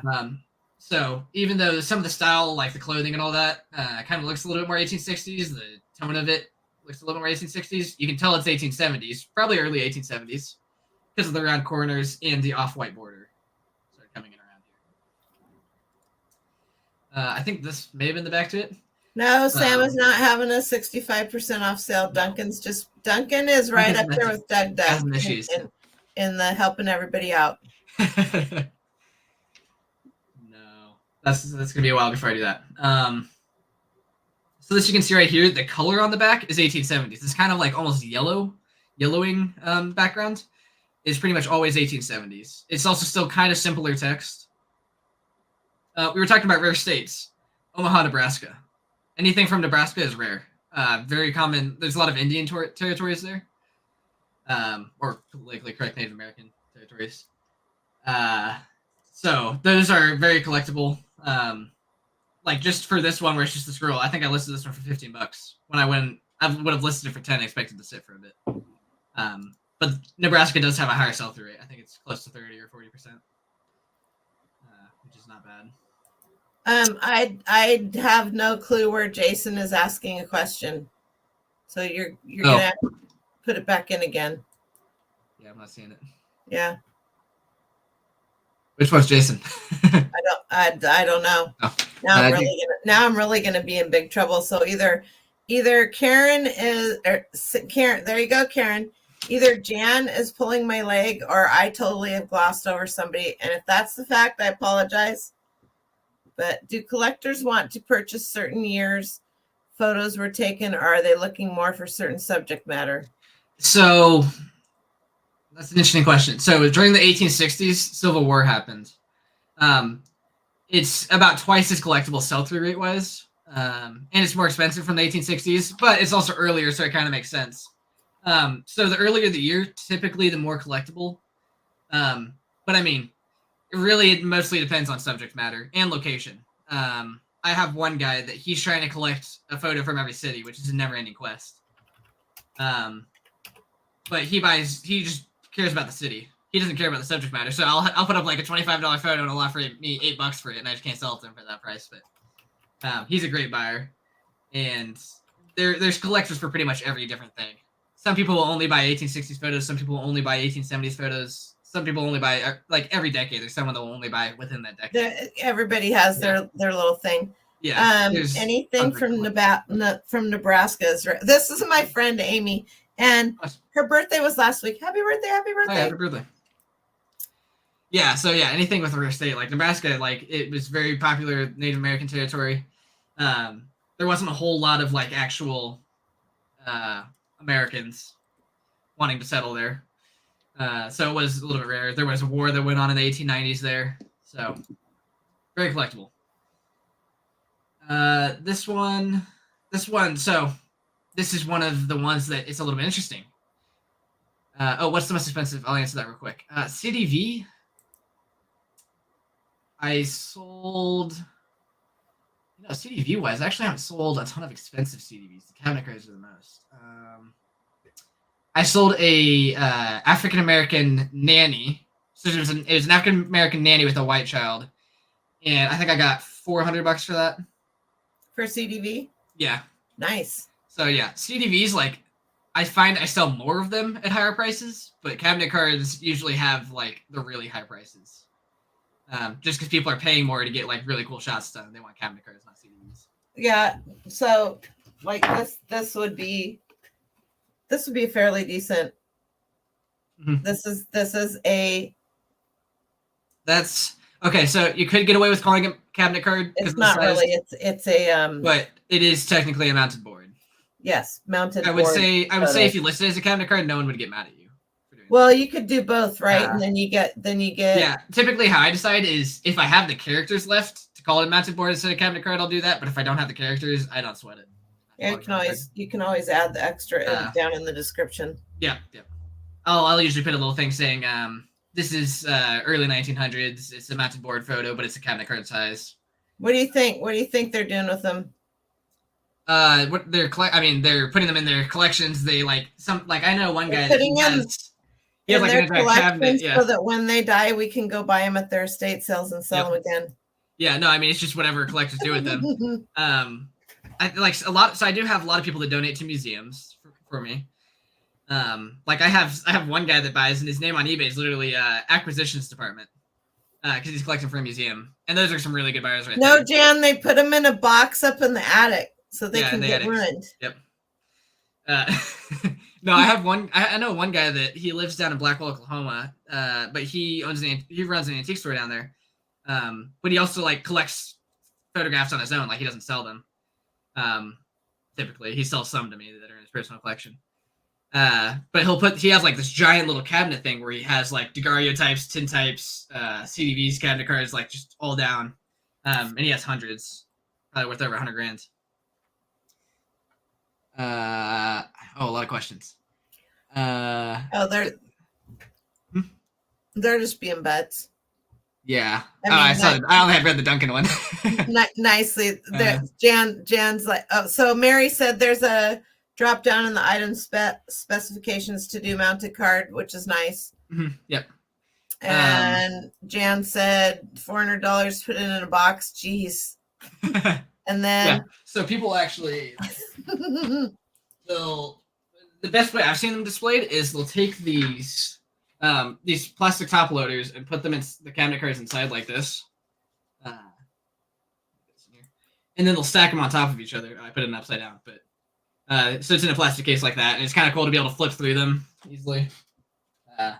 That's how I see most collectors do it that I know. But I mean, if you are a collector, you want to put them in acid-free sleeves first before putting them in these, just to make sure they don't get damaged. All right. So back to this. This one is probably 1860, very late 1860s, but the style of it right here, how it has the photographer's name right in the middle, and then Weymouth Landing, the city, and then Massachusetts down here. That was very popular in the 1870s. Really until I think 1878. The font. Yeah, it's kind of the style of the font. Mm-hmm. Very popular in the 1870s. Now, square corners. Yep. That means that it was probably very late 1860s. Hard to tell, to be honest. I probably would have listed it as 1860s. But the font, the style of it's very 1870s. Here's a very common background, or not background, style, whatever you want to call it, for the 1870s. This kind of little thing right here with the photographer in the middle. Pretty much always 1870s. Kind of cool. Also, Kentucky. Yeah. High sell-through on these. I usually list them at a minimum of $15, sometimes 13 if the subject matter is really bad. But lots of collectors for Kentucky. So that's something when you guys are that actually sell and list these, when you are running comps, you need to look at the back of the card, because they'll have two pictures, right? Some people like me who are anal might have 5 or 6 because I zoom in on things. But okay, now I would suggest don't zoom in on things unless it's really important subject matter. Don't just zoom in on his face. Well, maybe I want people to see how well his beard's trimmed. I tried doing it that way. I didn't notice any good changes. Yeah. Okay. Fine. It's people don't like looking through all those photos. That's just extra. Just because you don't doesn't mean the rest of us. You're right. Sam. That's my personal experience. I don't do that. I'm just giving you crap. No. I mean, seriously, if you have a bunch of these that you're listing, 2 photos is all you need, front and back. Yep. 2 good, crisp, clear photos. Yes, absolutely.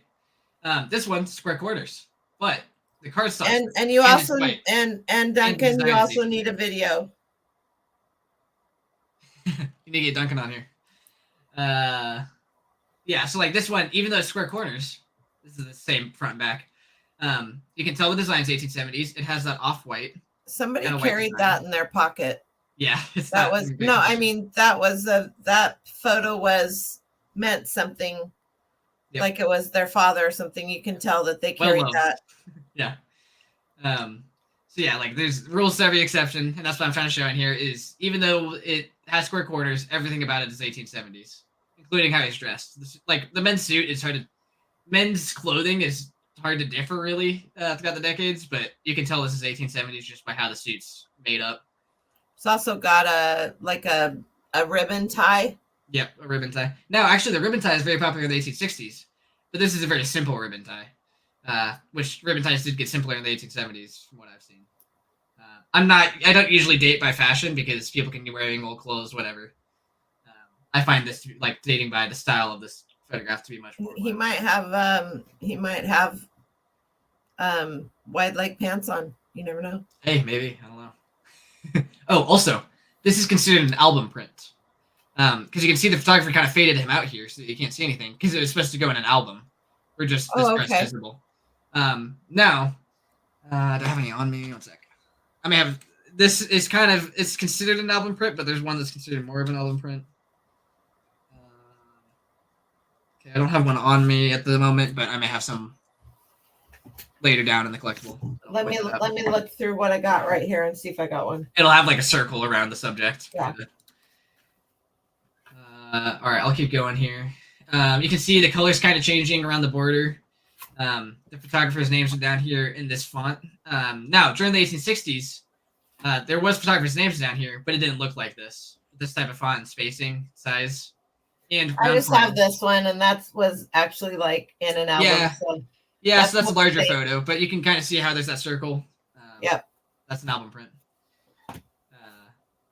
Yeah, this one's... He is not impressed with me. You see that? Not impressed at all. That's a good one, though. That's a word. All right, on to the 1880s. Now, actually, what's funny here is the white clothing does kind of tend to be more 1890s, but that's why I date based on really interesting. Her whole it's. Mm-hmm. She has a nice look. She's got that, and she's got the cameo, and she's got a bracelet, and all the jewelry in her hair. No, she's like, actually, I think I just sold this one. Pretty sure. I think I got $20 for it. It almost looks like that same kind of chair that little kid was on. Yep, See, it is same style. Yeah. But the thing you want to look out for here is this gold border. Now, the gold border that actually comes out like this was more popular during the 1880s. Now, this could be early 1890s. That's possible. But the gold border like this, where it came out, was more popular from 1885 to 1890. All right. So on the back, it still has that kind of 1870s font, but it has a purple back, which tends to be more 1880s. It also has that almost looks like a wax seal. Yeah, it kind of is. I mean, it's a stamp, but it does look like a seal. It's his logo. Yeah. So yeah, with that like this, you can tell it's 1880s just off of how the back is purple. I do think that the purple back started in 1878. I want to say, but I would date it at 1880s, just because it has the greatest likelihood of being right. Also, you can see here purple around the borders. Could be late 1870s. I put it as 1880s just because of the purple. Hi, Mia and Desert Fairy Chick. You guys snuck in. Ooh, so that would be an album because they faded her. Yes. The side does go out pretty far here, so it is an album print, but it's probably one of the least album prints. Something cool here. You can see this collar. The collar started looking like that, where it had a bunch of frills around the 1880s. See the bar pin brooch. Yep. Very 1880s, the style of dress. Also, the style of dress is very interesting. I just listed one similar to that, or it should be. It's in my drafts. Mm-hmm. And then this kind of like really dark green, black color was 1880s. You can see the red right here. That's 1880s. Everything about this photo is 1880s. I had no problem dating it that. This is the back to it. Same kind of. You can see that color. Always 1880s. Me too. I'm gonna rewatch it too because we all know I need to. Yep. I'll try and put out a concise video about this too on my YouTube channel of like CDVs, cabinet cards, all different videos. All right. So this is 1890s. What you can tell is his collar right here. Civil War generals would do this when they were higher ranking, and then celebrities started doing it in the 1890s. Also late 1880s, they would start doing it. But typically it's 1890s. and it's kind of hard to see the color on the side, but how it kind of like there's kind of that triangle right there. Yep. Very 1880s or That's 1890s. funny because his tie is huge for that. Yeah. Tiny color, like. Yeah, it is. Yeah, usually you'll see the color to be more defined. But really, like the best way to date photographs is just by the thickness. Did you happen to note his eyes? Like he almost looks like he might have a glass eye. Possibly. Okay. Well, I think. Look at his left eye. Yeah, it's either that or he has a blue eye and a brown eye. That could be too. But it's hard to tell. True. Usually, unless it's pretty obvious that it's something, I don't note it. Just because it's kind of a reputation thing. To put the lazy eye. Yeah. Yeah, but I did notice his eyes were kind of funny looking on this. But yeah, it's interesting because he could have had like 2 different colored eyes, which would be interesting. Yeah, very much so. You wouldn't know because. Yeah, usually what I'll do is I'll put a question mark if I don't know something, which I may have done with this. I don't remember. Okay, so you can kind of see this gold text. It's really dark gold text. You can see there's like this very fancy pattern on the back. Very 1890s. Once again, 1890s. They got really thick. Can't barely bend them. Okay. And honestly, there's a certain tool that you can get that can measure how thick it is. And yeah, it's called a. Yeah, you have one, right? I have one somewhere. It's called this here thingamabob. Yep. A digital caliper. In the book that I have, which I wish I could. I was looking for it before the show, but I couldn't find what it is. It's all right. Don't worry about it. We can always add. I can always add a link into the book later. Yeah, so it'll have the sizes in there. A digital caliper, and it is. I use this for everything. So anything that you want to do, and it does inches, and so you can just take this puppy and you can go like this, and it's going to give you a readout that this one is 0.4 inches, or you can do. All right, wait a minute here. Yeah, so you can do that, and that'll 0.04 millimeters or something, or inches. Inches and millimeters. Yeah, millimeters. So you can get one of those, and you can just get ones that are 1890s, 1880s, 1870s, like ones that you've confirmed, and then you can get the sizes on that. And then I think I know one of the websites has it. I just don't remember which one. It may be Wikipedia. If you go to the CDVs, gives you the thicknesses. Yeah, probably each one of those different sections will tell you more about the thicknesses and stuff too. Yep, 100%. This one, you can see your clothing is everybody, very stylish. Let's make sure we do thumbs up for Sam, because this is really important, guys.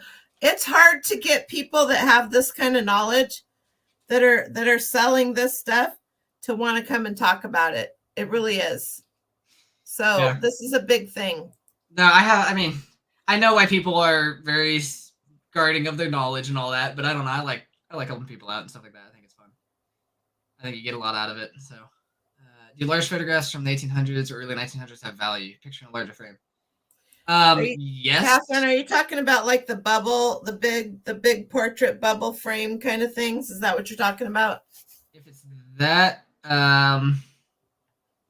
I can't say I've sold them because I just don't want to deal with shipping. I know they do, and the frame. Sometimes the frames are worth way more than without. They are valuable. Yeah, I can't tell you a whole lot about them. I don't know a ton on them, but I do know they do have value. But yeah, it's something that I don't really want to get into just because I have so much of this stuff that I don't feel like listing it. Plus, that takes more than it takes up a lot of time and takes up a lot of space. Everything about it is just not worth it for me. Yeah. I actually have to get a box to ship it in. Yeah. I should go around and ship these too. I'll do that at the end of the show. But this is 1890s. You can tell, very fancy dress, very white dress. Her hair is immaculate. Yeah, and also I don't think I have any, but they would wear really big hats. Like hats just got giant back then. Like they were ridiculous. That's very 1890s, maybe late 1880s, but typically 1890s. That's one of the fashion things that I can use reliably to date. Now this one's foreign. Oh, look at him.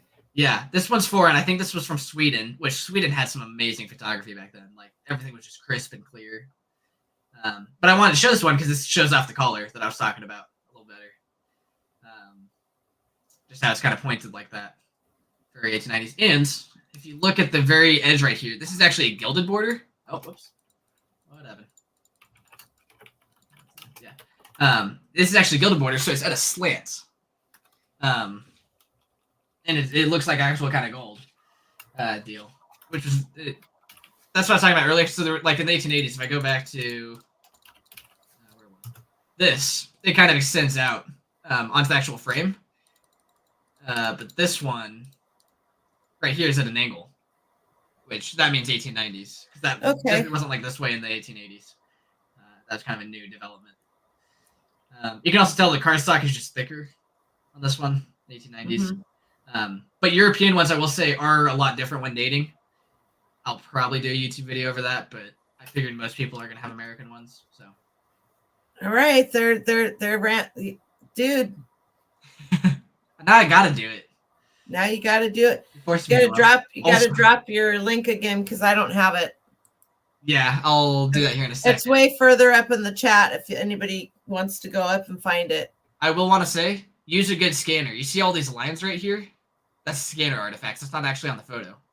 I was just using a really crappy scanner at the time. So get a good scanner, get good photos. It's worth it. Trust me. I used that one for way too long. I like that one. Yeah, 1890s. You can see she's wearing a white dress. And a color actually is still defined. Really seeing a lot of that's an expensive one. I bet. I bet this was almost gold right here. The gilding. Yep, gold or silver, one of the two. Yeah. Now you will see the colors tame down in the 1890s, but she still has a little bit more of a proliferate one. Yeah, this one's just a great photo in general. Once again, the back text. If you guys want to learn how to sell antique clothing, Sam will date that for you too. No, I will not. let me put my links in again real quick. People are asking. There's YouTube. The Discord, which I'm not sure how many of you use Discord, but I run this with Duncan. If you need any help with eBay, it's a great source. Tons of experts in there. All right, what was the other one? Oh, Instagram.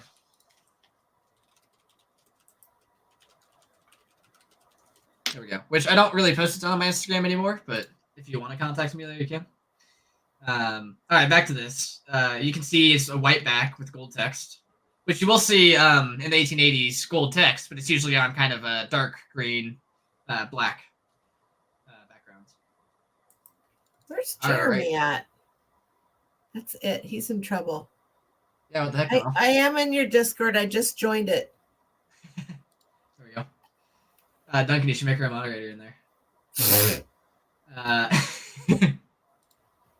trust you. Let's see. Let me get to... All right, now we'll get to some of the collectible parts of CDVs. It's going to be a lot more live stream. Probably start going a little quicker. How long do we have for this? However long. All right, cool. When you're done, you're done. Cool. Yeah, I still got cabinet cards to get to. But all right, can you throw that back up for me? Oh, sorry. Slacking. Yeah, I'm fired. Fired. Let's see. So this is kind of the collectibles that we're getting into. This is a doctor, which I probably should have put the back in here. But he had his name down here.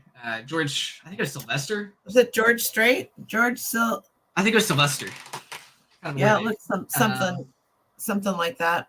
Yeah, I'm not 100% sure, but it's what's cool about this guy is he was a Civil War doctor. I was able to identify him because it said Civil War doctor on the back. His beard is amazing. Yep. But what's cool is he was he was a doctor for the 99th Colored Regiment in the Civil War. So if you guys have names and dates on the backs or the fronts or whatever of your cabinet cards or your CDVs or any of that kind of stuff, it's always worth it to take 20 minutes, whatever, and see if you can find anything on that person, because you might find something. Do you have your Mormon lady in here? Is she coming up? Yeah, that's in my cabinet card section. Okay, so you might find something like he's going to show you in a little bit, and you will go, what? Google Lens is your friend. Yes. That's how I found a majority of my stuff. African American lady, 1860s. You can see the chair. wide border, small border, the Yep. chair. Yep. Square corners. Yep. African American. I think I have that one up for $200, which is probably gonna sit for a bit. I have a press tag, but I'm fine sitting on it. But 1860s is especially rare, especially if you have one from a southern state. How'd you get Duncan in there? Huh? Oh. Wow. Calling him a chick. I love you, Duncan. I'm just teasing. This one is actually one that I picked up off my good friend Andrew, and this one's really cool. I just love this one. I priced it at $500, so I don't want to let go of it. Crystal Palace. Yeah, so it's the Crystal Palace, which was an exhibition in Europe. That is so cool. United Kingdom. But yeah, it was a chimpanzee. Where did you get that? Where did you find that? I got it down in Blackwell, Oklahoma. I drove down there. Oh, you drove down there? Yeah, it's in my friend's personal collection that he wasn't really wanting to let go of it, but I pulled it off him. Thank you, Jen. Churches, any locations like this, like photographed buildings. I'm always fine pricing these at $150 because there's that chance that someone from their hometown, the building still exists, whatever, they really want it. They'll pay $150, or they'll offer you $75 for it and you take it. So I always price this stuff high and take lower offers because I've had good luck with that. Which this one was identified, I think, on the back. It could be Muriel. It could be. Yeah. I'm working on him. Civil War soldier. Any Civil War soldier, I price it $100 when it's like this. Hey, zoom in on his eyes. Okay, never mind. Okay. It was just how far out it was. Yeah, and I believe this border right here is called cartouche. I may be wrong on that. I need to double check on that, but I think it's called cartouche. And it's just a style. It's a keyword that you can put in. But Civil War soldier, obviously, you can see his uniform. Everything about it's 1860s. That's a Civil War soldier. Man, I want the buttons off of his jacket. I know you do. I'll pick these up for like $35 to $40. Sell them for $100. They'll usually sit for a bit, but when they sell, good money. This style in the 1860s is amazing. Now you can't see it's damaged. I've got it all the way up to $50 for one's in good condition. I think I put this one up for $30. Just how it's like two ladies posed like this in really nice dresses. One's reading something, maybe a book. They need to be on TikTok, right? But when you do this, mark it Civil War era. That will increase the value. Okay, so keywords, you guys. Mm-hmm. This is one I was showing you before the show, but this is I have it right here. It is Gem City Business College students and teachers. And guess what? Did you happen to notice? I only see one African American person in there. He's up on the top. Oh, I didn't even see that. Top right. Oh, wow. Okay, I'm going to reprice that.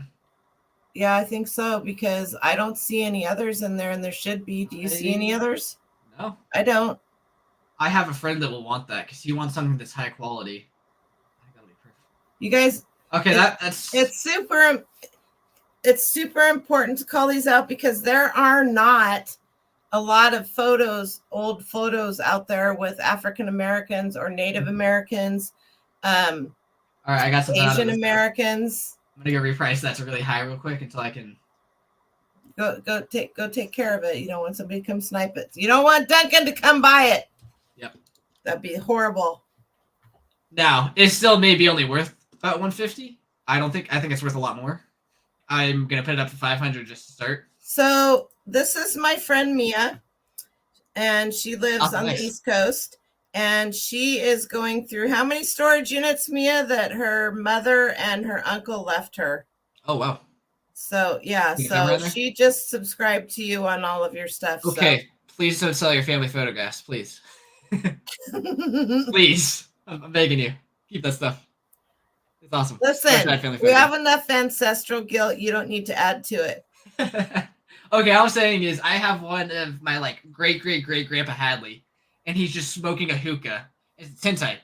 And I don't have it. It's on Ancestry.com, and I would love to have that tintype, so. I'm just saying, it would be quite funny to have that. All right, we'll keep going. I'm so glad you noticed that. I can't believe I didn't catch that. Which, Also, there's something to be said. I do list very quickly. I don't take a ton of time. I'm here for you, Sam. It's a give and take. Yeah, because like this, I already had all the information, so I didn't look super closely. Like that gave me all the information I need. That's the back of this photo. So I didn't take a ton of time on it, but I did miss that. That's all right. We got you. Yep. Gotcha. All right. Confederate. People are gonna hate it.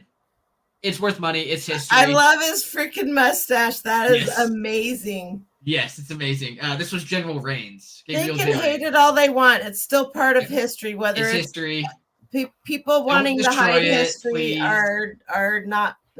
That's not cool. There's people that throw these away. You're a piece of you know what? It's history. Get over it. Also, Confederate stuff worth a lot because people didn't like to hold on to it. Right. Considered taboo back then. So you didn't want to know that your family members were in it sometimes, especially if you traveled up north. Yeah. But yeah, it's worth a good amount of money. This one's worth about $200, and this is like a crappy version of it. Honestly, it's considered an album filler. Because there's nothing. It's a blank back. Right. Like you would just literally put these in your albums because you wanted to have them in your albums because they're like collectible back then. Still very cool.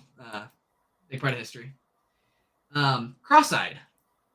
I just think they're hilarious. $50 for any average cross-eyed photo. You can see.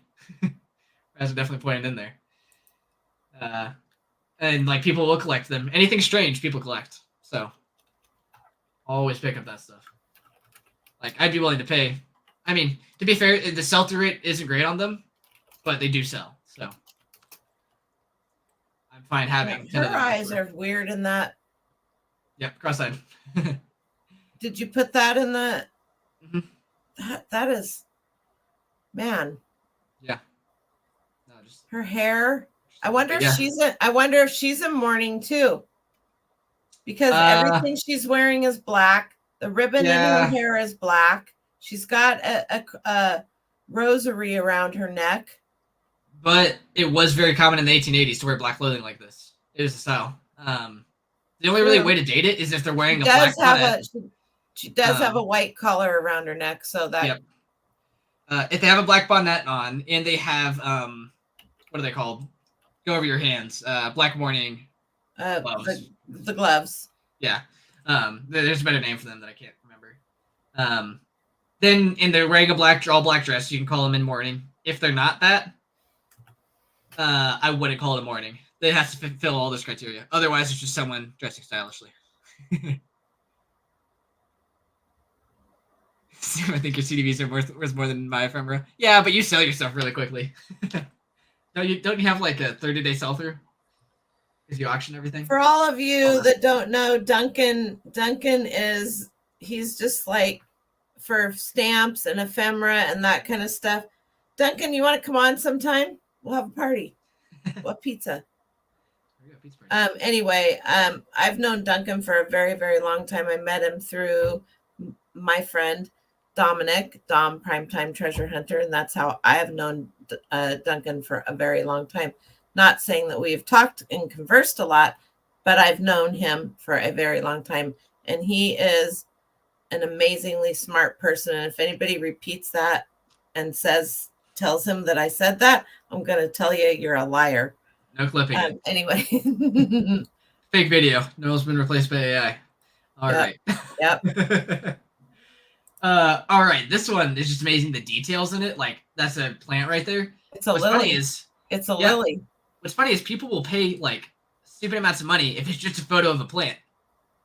Like, if there's no one in it, it's just a plant. People will pay money for that. Like, I haven't really got one yet, but I think they go for like $50. And she's got glasses on. Yes, so that's actually the reason I put in is she's wearing some spectacles. And there are people that collect photos of people wearing glasses. Well, and those aren't any specific glasses. Those glasses don't have side pieces, so they would come off and go in. She would probably have a reticule or something. Yeah, they're kind of considered like reading glasses. You can kind of almost see the chain, so she might well have had them hooked to her neck, her cross, this thing right here, the rosary. Yeah, I would not be surprised. But glasses, they don't sell for like a crazy amount, like $15, all the way up to like if it's a guy that looks like a professor or something, he has a really great has a really great beard. I'd go up to like 20, 25, but just kind of a collector's niche that isn't worth a ton, but definitely worth pointing out and pricing up a little bit.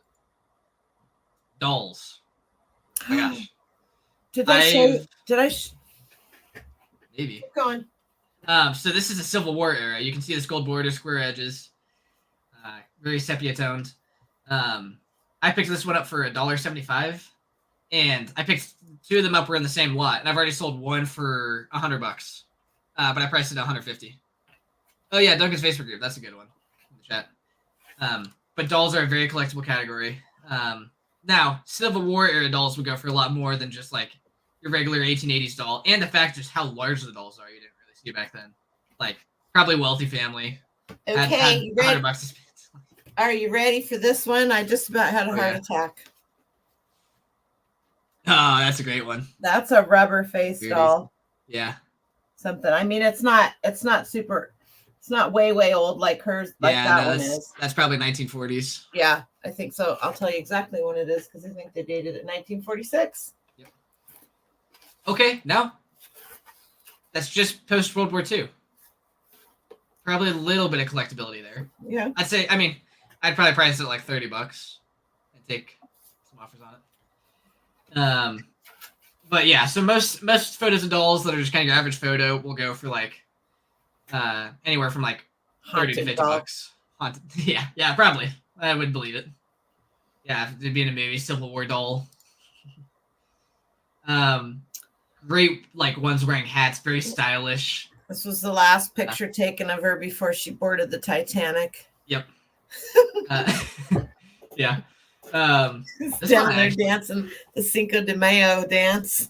Yeah, I can't actually date this one to be honest. It's either 1890s or 1870s, but I think it's 1890s. Yeah, 1890s. People got very stylish. Obviously, the hat's very big. She also looks like she's wearing like she's got a hairnet. Yeah. Yep. 1890s. Does she have earrings in? Yes. Yep. Earrings were pretty popular. Yep. There's quite a few photos. This one's like a $20 photo. Now, if it's from like California, this looks like a California photo. I wouldn't be surprised if it was. If it's from California, I wouldn't mind going up to $25-$30 on it. Are you going to be able to tell by the backside, the flip side? Does it have anything on it? I didn't keep the backside. Oh, you didn't keep that? Okay. I don't remember. Okay, this one's just wow. Awesome. So yeah, pretty good hand tinting. Hand tinted. Now, there's a really cool story about this. You see this little hat that she's wearing? Yeah. It was a specific island in France where all the wives like words. It looks like words. What do you mean? Is it lace? Is it lace? Okay, never mind. No, it's just lace, yeah. But very cool story. The wives of the certain islands would wear these hats, and their husbands were pirates. And they also kind of settled on this island. They were either pirates or they were merchant ships, but they were also pirates with them. So gentlemen of despicable means. Yeah. And yeah, those merchants, like they all just kind of got together and retired, I guess. Unfortunately, it's not very well known. There's not a huge collector's market around it. I'm pricing it $150 because I think it's a really great photo, and I don't care. I think it's a really great photo too. She's got earrings in too, like feather earrings. Yeah, maybe beads or something. Maybe beads, something. Yeah, no, hand tinting's amazing. Yeah, love that photo. The hand tinting left a little bit to be desired. Yep. Around the hair, but it almost makes her look like the Madonna, right? Yeah, right. Royalty. Oh my God, that's hilarious. This is German Emperor Frederick III, and with his hunting shotgun. I think that's a shotgun. Looks like a double barrel shotgun. Yep. With his cane. That's hilarious. I'm sorry. Yeah. It probably wasn't meant to be. No, yeah. I think I picked that up for like $20 on Facebook. I have it up for $150. Doesn't fold, but I'm fine holding on to royalty stuff. Like I just think that stuff's cool. I have a cooler one in the cabinet cards that I'll show later. This is one that I found using Google image search. This is just a regular photo of the guy. There's not really anything on the back. There was a location on the back. I'm like, that guy kind of looks interesting. I'll go ahead and Google lens him real quick. It does look interesting. And it popped up with an article talking about what is a CDV. I'm like, oh, shot, this is just some random CDV they're using that I happen to have a copy of. And theirs wasn't as faded. And turns out it's a history professor from Cornell University from the 1880s. So that was pretty cool just to randomly come across that without having any clue who it was. Yeah, really. Yeah. And those $150. I'll take offers on them. But notable people like that, if someone wants it, they want it. Cornell may buy it. Who knows? Oh, wow. Lincoln. Abraham Lincoln and Mary Todd. Unfortunately, this is one of the less desirable CDVs of Lincoln. But it's with Mary Todd, so it's just really cool. Yeah, because she was a monster. Oh, yeah. But the problem is the photos are pretty small because this is a CDV. These aren't bigger than Right. by an inch. They're about the size of a quarter, they look like. So, yeah, that hurts the value right there. Do you always Google image? No. I only Google image ones that have a look about them, which I don't really know how to describe, but like if they look important, they're from an important area, then I Google Lens them, but I don't have the time to Google Lens each one of them individually. And 99.9% of the time, it's nothing. So for every like one that I find, I've Google Lensed 100 of them. She was Kathy. Oh yeah. But this one I think I have at $400. I think I picked it up for 100. And actually, I sold one of Ulysses S. Grant and his vice president, I think, or second-hand general during the Civil War. I think I sold that one for $150. So I've already made my money back out of these, so I'm fine just letting that's it. Having an Abraham Lincoln. It's actually one of two that I have. I don't think I put the other one in here because the other one that I have is. That's great. Also, patriotic designs, American flags. The eagle, yeah, all that. Yep. Every bit of it. Oh boy. P.T. Barnum. This was, I want to say General Thumb, or maybe something else. The thing that makes the album prints themselves that are like this aren't super expensive because they were like mass produced. They sold thousands of these back then. You pick up for like 10 cents at a show. The thing about this is I haven't been able to find another one of this particular photo. So I have it up for $75. And The Greatest Showman definitely helped with the hype around this. Sure. Really just made it amazing. So P.T. Barnum, freak shows, anything like that, I've made hundreds of dollars off those. I need to find that one picture I was showing you the other night of the lady that was really overweight because yeah, you can call that a freak. Yeah. You can, but and people will say it's mean to call them freaks and all that. People being overweight in those back in those ages was considered uncommon. Freakish because it just didn't happen. It was harder to get overweight back then. Yeah. This one's, I'm shocked this one hasn't sold yet. Civil War era. That's hilarious. Kid wearing a cavalry helmet on his pony. He is not amused. Yeah, no. He's wearing a cavalry uniform, everything. He has the helmet. Like, you don't even see this prop back then. Like, I'm shocked this hasn't sold out. I had that one for $150. And it has a Civil War stamp on the back, which we'll get to in a second. Just a great photo. Anything with subject matter like that, price it up. Do you know who this is? Anyone in the chat? Ulysses S. Grant? No. Well, it was a guess. Anyone be able to see this? Does anybody know who that is? Someone important. Come on. Let me zoom on his face here. I know I should know. It looks like Adam with a beard, but I don't know who it is. Anyone in the chat? No? It's Rutherford B. Hayes, the president. Oh, well, that was before my time. Oh, okay. Fair enough. All right. It wasn't before mine, I guess. But what's funny is I bought a lot of 8,000 CDVs. It was not Hitler, Duncan. Or no, I think I bought a lot, I think it was 7,000 CDVs. And I was just thumbing through them, picking out any of the really good ones. And all of a sudden I just look at this one, I'm like, that guy looks familiar. Who's that? I stared at it for about 10 seconds, and I'm like, holy crap, that's Rutherford B. Hayes. And unfortunately... Was he your imaginary friend when you were little? Maybe. No, but unfortunately, he didn't really do a whole lot, so he's not super collectible. But this is an original. It wasn't mass-produced. The back of it's just some photographer. It's an unmarked photograph. It's probably one of a kind. He's floating around out there. Yeah, this is the only one that probably exists of him. So that makes it highly collectible for me. I just love that type of photo. I love collecting photos of presidents. And that's kind of the hard thing is when you get into this, you do kind of become somewhat of a collector, but I do have everything listed, so Yeah, any president. Well, and also you have the pictures that you can keep here too, right? Yep. And I mean, yeah, I paid $1 for this. Yep. For president. Yeah, cool stuff like that. Tax stamps. I'm gonna rotate this so we can see. Actually, wait. F. Gudekunst, Civil War photographer, very popular. Priced his photos up by about 20%. The Civil War stamp here. During the Civil War, they issued stamps to be able to recoup or to fund the Civil War, basically. That stamp is not a good stamp. It's off on its margins.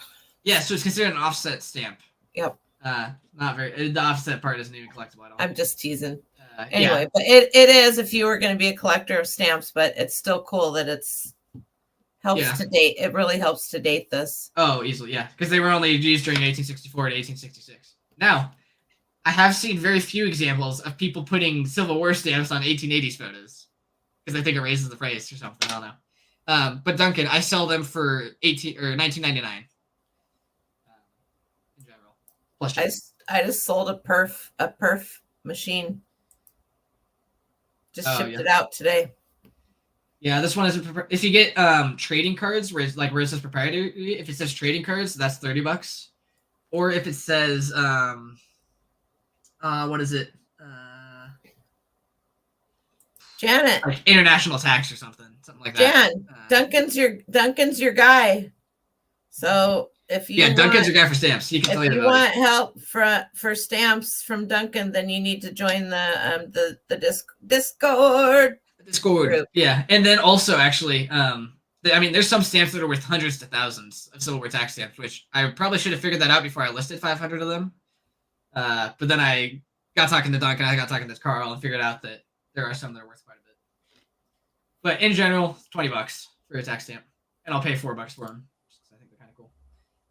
Strollers. We already saw one earlier with the dating. If it's Civil War, $75 for a stroller like this, where it shows the stroller really well, just looks good. If it's post 1860s, I usually do about $50. Duncan, you want to buy some stamps? Good luck. Let's see.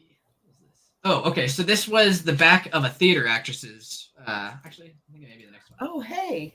Yeah. Okay. This is the front. This is a theater actress right here.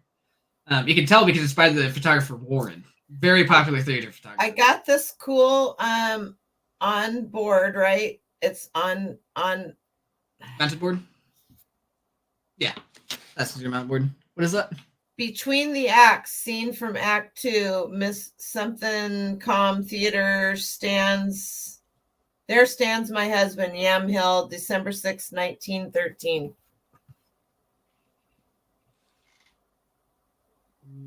What is that shit? I can't really tell.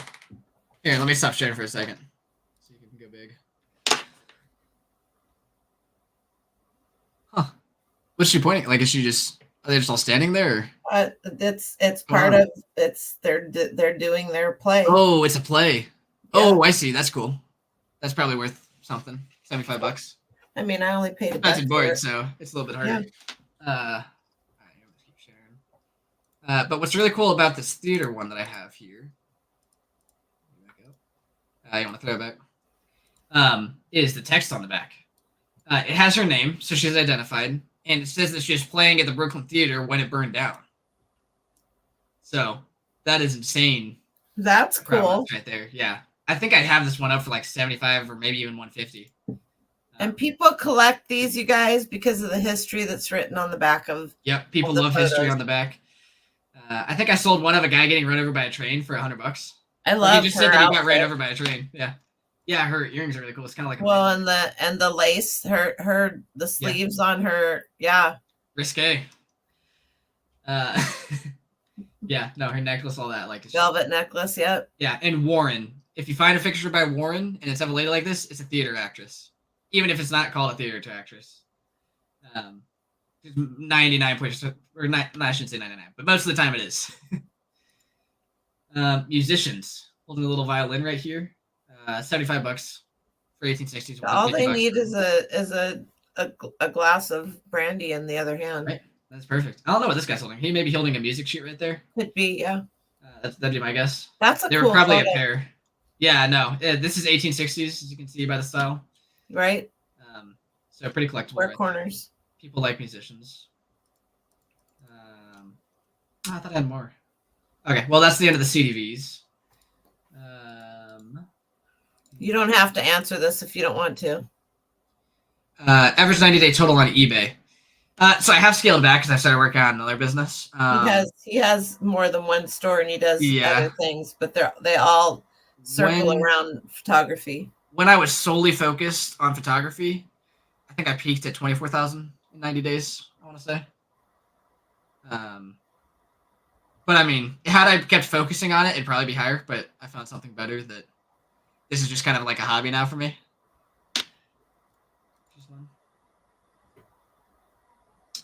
All right. Now we're going to go over how to date cabinet cards real quickly. It's a little bit easier than CDVs.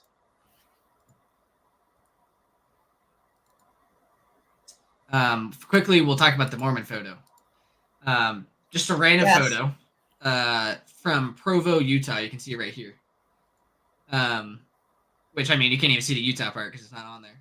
But I was able to find Provo was in Utah. So I'm like, I might as well Google Lens that, see if it's anyone important. Turns out it's a Mormon lady that was a housekeeper for David Whitmer. And in David Whitmer's house, in the Mormon faith, obviously you don't need to follow the religion or whatever, they translated the golden tablets up in his attic. And she was the housekeeper when she was 18 for them. Because this was back in like the 1830s or something, I think. So obviously this was early 1890s is where I'd place this photo, because scalloped edges was 1890s, even though it has the black. But I found this one using Google Lens. I posted it in the Mormon subreddit on Reddit, and they were like, "Whoa, that's so cool!" And one guy offered me, I think, $100 for it. I'm like, that seems kind of low. She seems kind of important. Then someone messaged me and offered me $600 for it. I was like, I'm gonna see if I can get a little bit more. So I auctioned it on eBay, and it didn't get any bids, and it was like 2 days away. And someone sent me an offer for $1,200. And it did have watchers on it, and I honestly probably would have let the auction go because I had it starting at 1,000. But I needed money to pick up the $6,000 or the 7,000 photo hole, so I ended up accepting $1,200 for this, and I picked it up for $1. So that's kind of one of the cool things, that you can find absolute gold nuggets in just random photos. Because I was just going through like a stack of 100 cabinet cards that I got. So it is worth Google Lensing if they're from a rare state, or if they look unique in any way. And this one actually, it popped up on like a 2002 website, and it was a very like grainy black and white photo of her, but Google Lens picked it up luckily. So pretty sweet. But on the dating part of this, yeah, scalloped edges. She has seen some stuff in her days, and she is not talking. Oh no. That's all I gotta say. Yeah. Oh, Indiana, right here. Another rare state. Price those up a bit. I usually price them at about $15. It's kind of the same thing with CDVs. If you see this black with gold text, that's 1880s.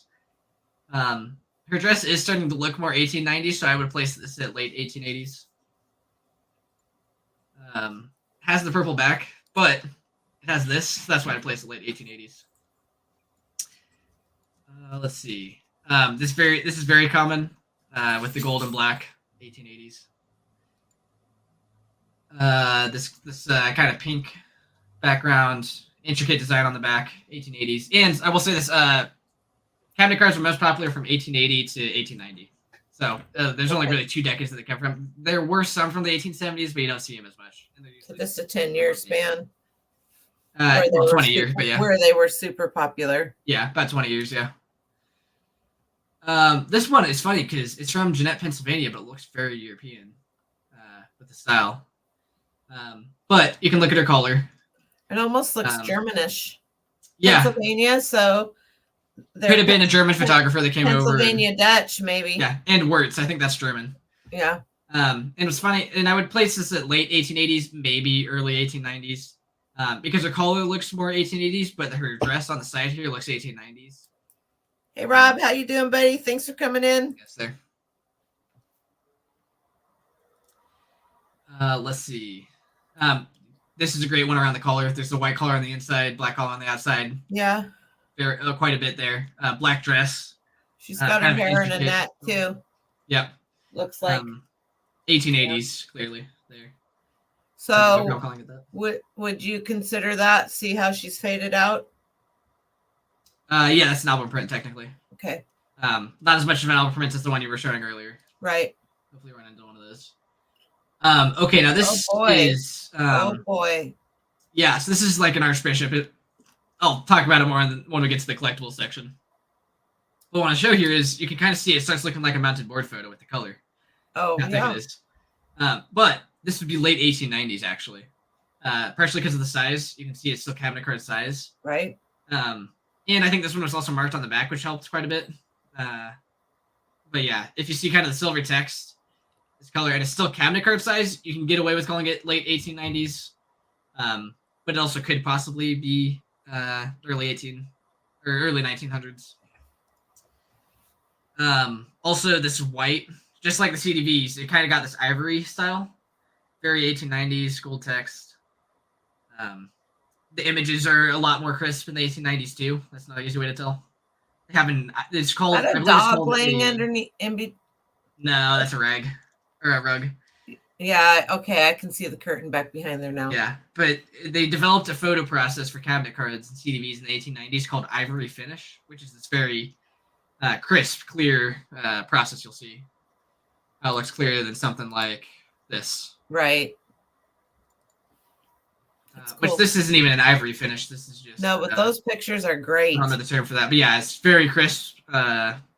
It starts looking a little bit more black and white than sepia. Those are just amazing. 1890s, you see the ivory. It doesn't have ivory finish on it really, but it's white and Fort Worth, Texas. Pretty collectible. $30. Because of the intricate background. She's holding a photo album right there. A book, or is that part of the chair? That's a photo album right there, I believe. Has yep, flowers on it. Very intricate. Interesting. Yeah, I don't think that's a book. I've seen photo albums that look like that, so I think I actually have one in the other room. Ivory finish right here. Yep. Very white, 1890s. Yep. Now you'll notice he doesn't have the color of the 1890s, but obviously it looks like his tie is hand knit too. Yeah, maybe actually. I didn't even notice that. Yeah. It does look hand knit. Or crocheted, one of the two. Yeah. That's Clint Eastwood right there. Right? I actually have one that kind of looks like Clint Eastwood somewhere, I think. I had one that looked exactly like Nikola Tesla. I think I sold it for like $50. Oh, that's funny. I have a bunch of Nikola Tesla ephemera, original. Oh, really? That's cool. This is the back of an 1890s one. It's kind of this kind of brown finish. Although what's funny is in the 1870s, it had the same back. So kind of hard to tell on those. You kind of have to go off of the front when dating them more, but that is what an 1890s one will look like. Also, what an 1890s one will look like, the ivory white. And you can even see, like, there's lines right there that are on the other side of the photo. Very intricate gold back. That's always 1890s pretty much. As long as it's on this kind of brown, lighter color back. This person was also named, which is kind of cool. Eagle.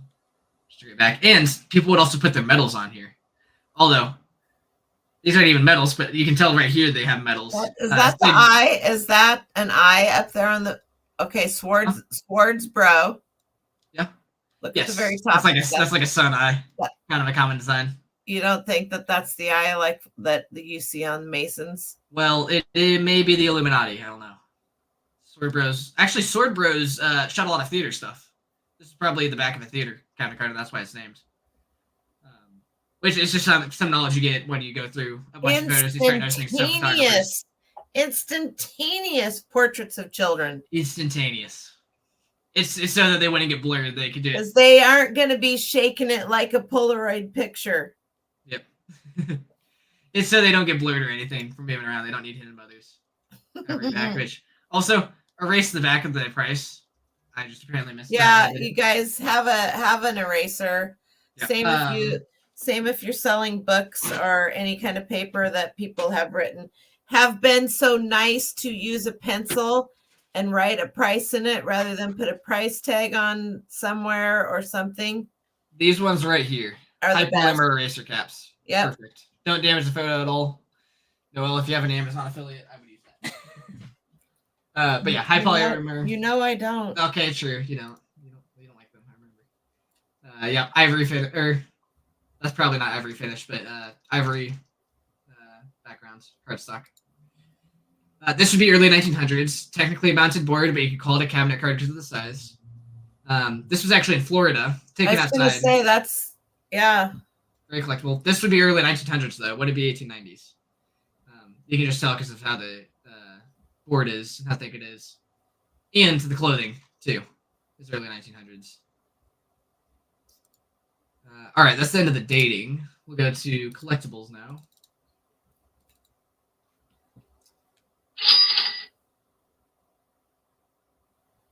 Where'd you go?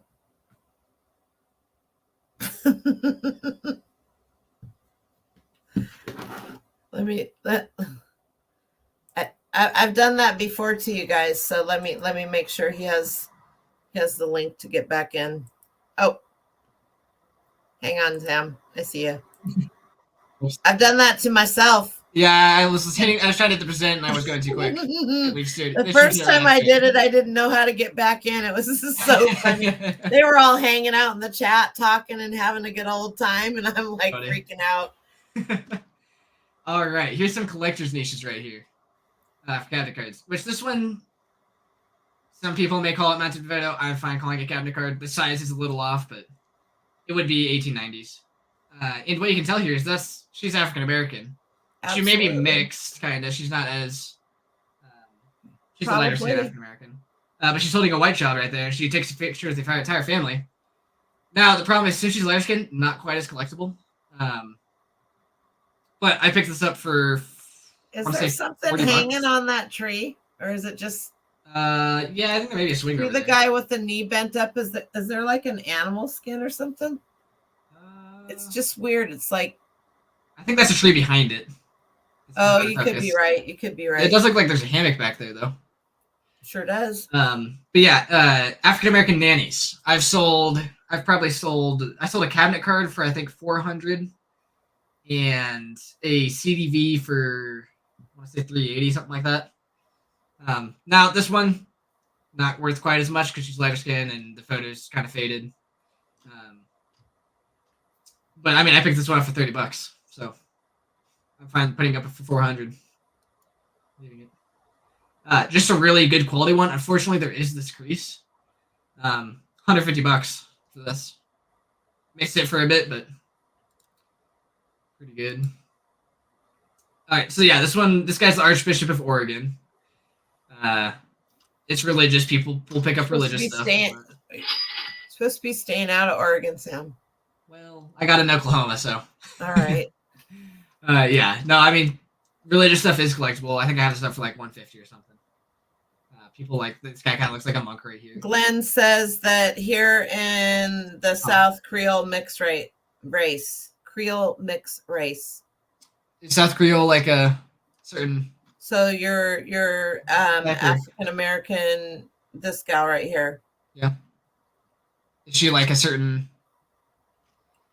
I don't know, nationality or something, or? Well, Creole is a mixture. It was me. I sold something. Sorry. Creole is a. I forget. Educate us, Glenn. Because you should know. He'll tell us in a minute. Yeah. On to the next one. Yeah, I'll go back to if he types it, but. Bicycles, very collectible, $100. Just because it's such a good posing. Now, realistically, probably only worth about 50, but I have got more of them, so I'm fine pricing them up and taking offers. Yeah. And it has that ivory finish. Native American. Amazing. This one was by Carl Rao, as you can see right here. Yep. 1897. That's what the 97 is for. And it's named Sioux Home, South Dakota. It's in reservation, so like you can see the location. I picked this up for I want to say $80, and I have it up for like $450. Now it is mounted board. It was produced early 1900s from the negative. because you wouldn't see this type of photo produced in 1897. But it's signed by the photographer, which is pretty cool. That is cool. Yeah, and I just love Native. I've sold. I mean, if you go look at just go look up on eBay Native American photography, it goes for stupid amounts, especially like Sitting Bull leaders like that, Geronimo, Red Cloud, all of them will go for really good amounts. Creole is a shortened version of an old French word creolia. I probably said that wrong, meaning colonial, and refers to the original colonists of the New Orleans area. It's obviously morphed over the years. Oh, cool. Thanks, Rob. Also, what's scary about these is I will get messages every now and then that are like, "Oh my gosh, she was obviously used by this guy, and that's why she has the baby." And it's like you're just guessing at history at that point. Like, right? Maybe. That stuff happened back then, and you can say that about any photo. It happens all the time. It's still. Yeah, I could say that this guy scalped 100 people. Could have. I'm still gonna sell it. Like, yeah. So there can be bad history, but it's history. So, this is. Do you know who this is, Nicole? I don't. It's Saint Nicholas the. I'm blanking on it. The second, I think. Part of the Romanov family, last emperor. Okay, all right, last all right. Kaiser of Russia. I picked this up for I want to say $15. A autographed version of this went for 10 grand. I have this one up for 1,500, and I think I've got offers as high as 800 on it, but I'm not letting you go for. I can't say I wouldn't either. I mean, it's not like it's taken up a whole 18-gallon tote. Nope, and I don't have barely any money into it. I'm fine sitting on it. But that in Russian, that's St. Petersburg, Russia. So yeah, that's a really great one.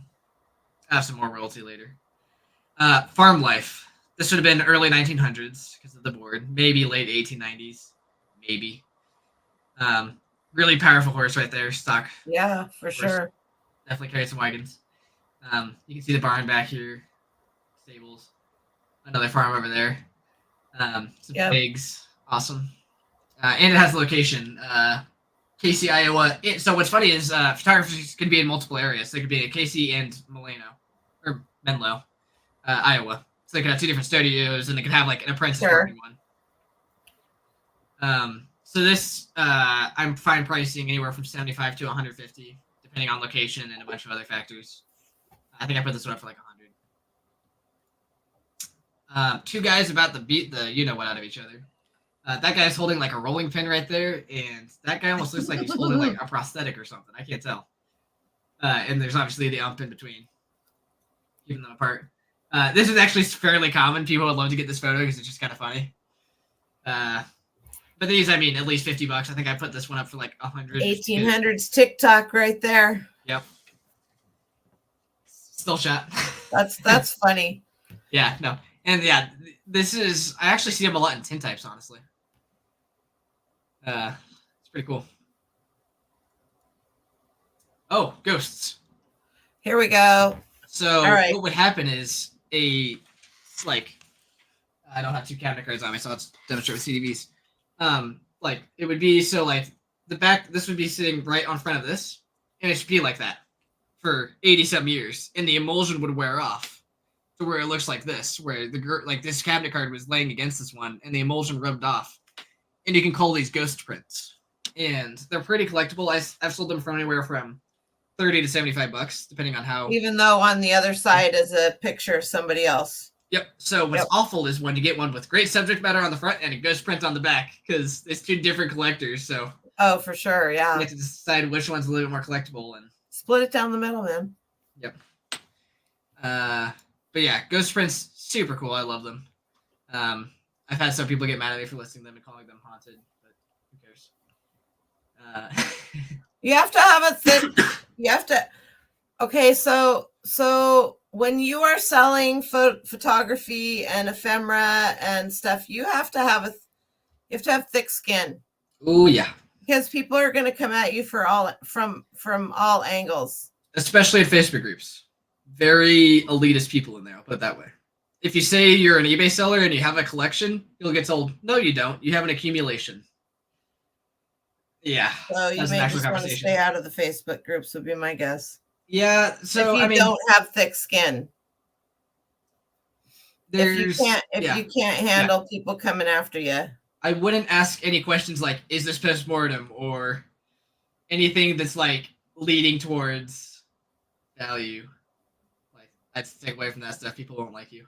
I almost got witch hunted. Luckily, I'm kind of in the good now because I post a lot of cool photos in there. Yes, I do list photographs as haunted. So like these, I'll usually put haunted in the title if I can. If they have like really dark eyes, or like right around their eyes, I have one of a kid. I'll put haunted in there because there is a collector's niche for that. The pricing started on them $50 usually for like. So what would you list? people How that look much would you haunted. list this one for? This one I'd probably put up for $30 because I mean the emulsion wore off isn't great and it's a kid. Yeah. But still cool. Actually, I had one guy buy like 5 of them, and I gave him a pretty good deal. I think I sold him like $20 a piece just because he was buying so many. And he was using him in his classroom for photography. He was teaching his kids. What happens when you put your photography collection in the box in the attic? Yep. Actually, this is one of the good things that can happen from that, I guess. True. Oh, this one's sweet. I can't believe it hasn't sold. Can you tell what this is? I'm curious. Going into a cave, a mine. It's a glacier. Oh, a glacier in France. It's I think it's the Chamois glaciers. I think it's called. But yeah, it's a little glacier in the middle of France. That's cool. It still exists today, and yeah, you can go into it and I took a photo of it, and I loved the lady how she's posed in this. Right. Adventurous. I think I have that one up for about $150. I picked it up for maybe 30. That's cool. Yeah. Super neat. Don't really see that, and also it looks like there's some text there. Can't really read it because. Oh yeah, it sure does. It's in French, so it's hard to tell. Yep, but oh, it's the Boson Glacier. I'm pretty sure is what it's called. I think that's what that says. Granted, does yep, you're right. Yeah, I'm 90% sure it's the Boson Glacier. Greatest Showman right here, very reminding me of that. Yep. Theater. It's a theater photo technically. I picked it up for like $10. I think I have it up for like 100 just because I think it's so cool. It is cool. Wearing that top hat, all that. Yep. Very collectible. This is the hand tinting I'm talking about with watercolor. Wow. So, yeah, that's a Japanese hand tinted one. Japanese had amazing hand tinting. They're like known for that in the 1800s. So, yeah, they would have just these beautiful colors from these dyes that they had access to. It's just an Asian lady getting ready in the morning, doing her makeup, all that, combing her hair. These are just amazing. I priced this one at I think $150. I'd probably take anything more than 100. Guys holding guns. Always great. How about girls holding guns? Even better. Yeah, so like double barrel shotgun, $75. Especially I've sold one for $100, and there's a guy that was holding a shotgun like this. But he had his dogs with him, his hunting dogs, and rabbits and birds at his feet. Wow. He killed, so that was really cool. But also, gotta keep in mind damage. You do have to lower the price a little bit. Not much, but you can't ask quite as much for it when it's not in pristine condition. Indian Wars, very collectible. I've already sold this one. I think I sold it for $100, and I priced it at $150. And I had one that had the ivory finish. It had the ivory cardstock. I sold that one for $150, but he had like lapels and a little bit higher rank. So keep your eye out for that. You can tell it's Indian Wars just because of the time period, 1890s. You can tell he was infantry off of his hat, his rifle. There weren't really other soldiers around at that time. A whole lot. You can also tell because of his belt buckle right here how it says U.S. Yeah. That's Indian Wars. I want the buttons. Of course, I could be wrong. I'm not an expert on this, but I'm fine listing that as Indian Wars, and obviously the person that bought it was fine buying it as Indian Wars. I also think Wellington may be in Nebraska, which is where most of the Indian War photos came out of. Okay, this is considered an album filler. Not an actual photo, but this is a Japanese chief priest from like the 1400s. Wow. That someone wanted to collect, yeah. And the only way I found this out was by posting it on a Reddit for translation, and they were able to translate this. But the text itself was in like old Chinese Mandarin. You couldn't get Google Translate to translate that for you? It could make out the word priest, but it could make out who it was. Okay. So I had to get an actual official translation for this to be able to tell. And I priced that at like 150 because I'm like, it's and probably by the one way, of if you kinds. guys haven't seen the last video I did on research, one of the first things that I suggest to be using for research is a Facebook group. Find a Facebook group that is niche down to what it is that you're looking for, and go in there, read their rules. They all have rules. Also, Reddit's a great source. Reddit is a great source. There's always trolls on there. Anytime I post something, there's always one guy that just leaves some ridiculous comment. So Hi, Beth. just watch out for that. All right. This is a German landscape. It's of Kettwig, Germany. Very collectible. People love landscapes of old towns. It's kind of just like because the change in the landscape over the years. Yeah. Now, you can go find this exact spot and compare the city now. That house is definitely not there anymore. But yeah, it's. You don't know that, Samuel. Okay, I'm just saying. I think the city's expanded this far in 100 years. So you're probably right. Yeah. This one's really cool. Anything with these, they're called masks. I think it's spelled M-A-S-Q. M-A-S-Q-U-E. Yeah, I'm pretty sure that's how the mask part of it is spelled. Very collectible. People love these.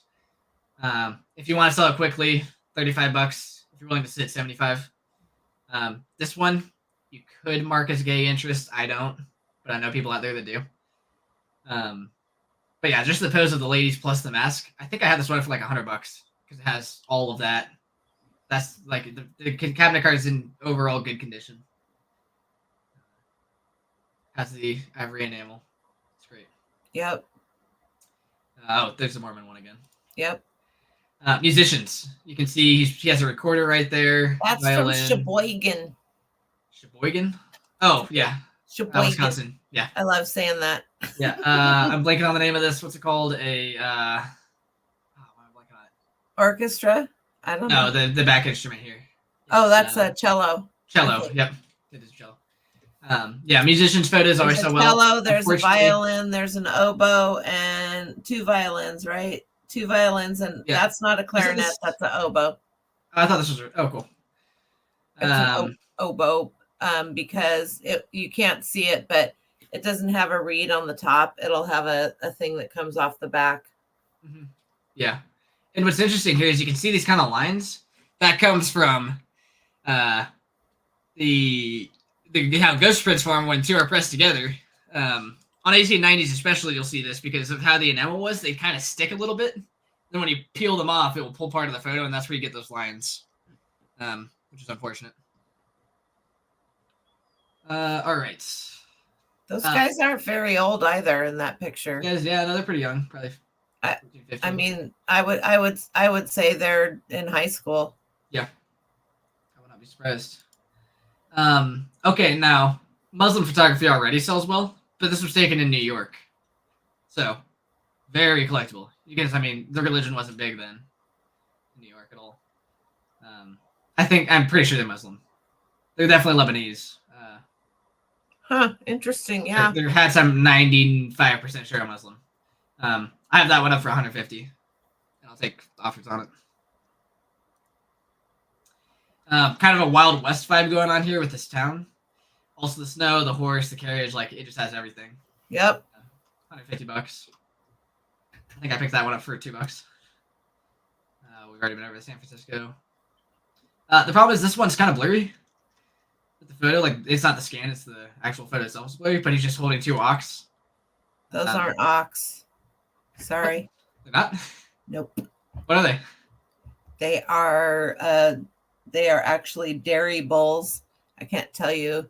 Black Angus on the one side and probably a Guernsey on the other side. Not sure. I thought dairy bulls were oxen. Those aren't oxen.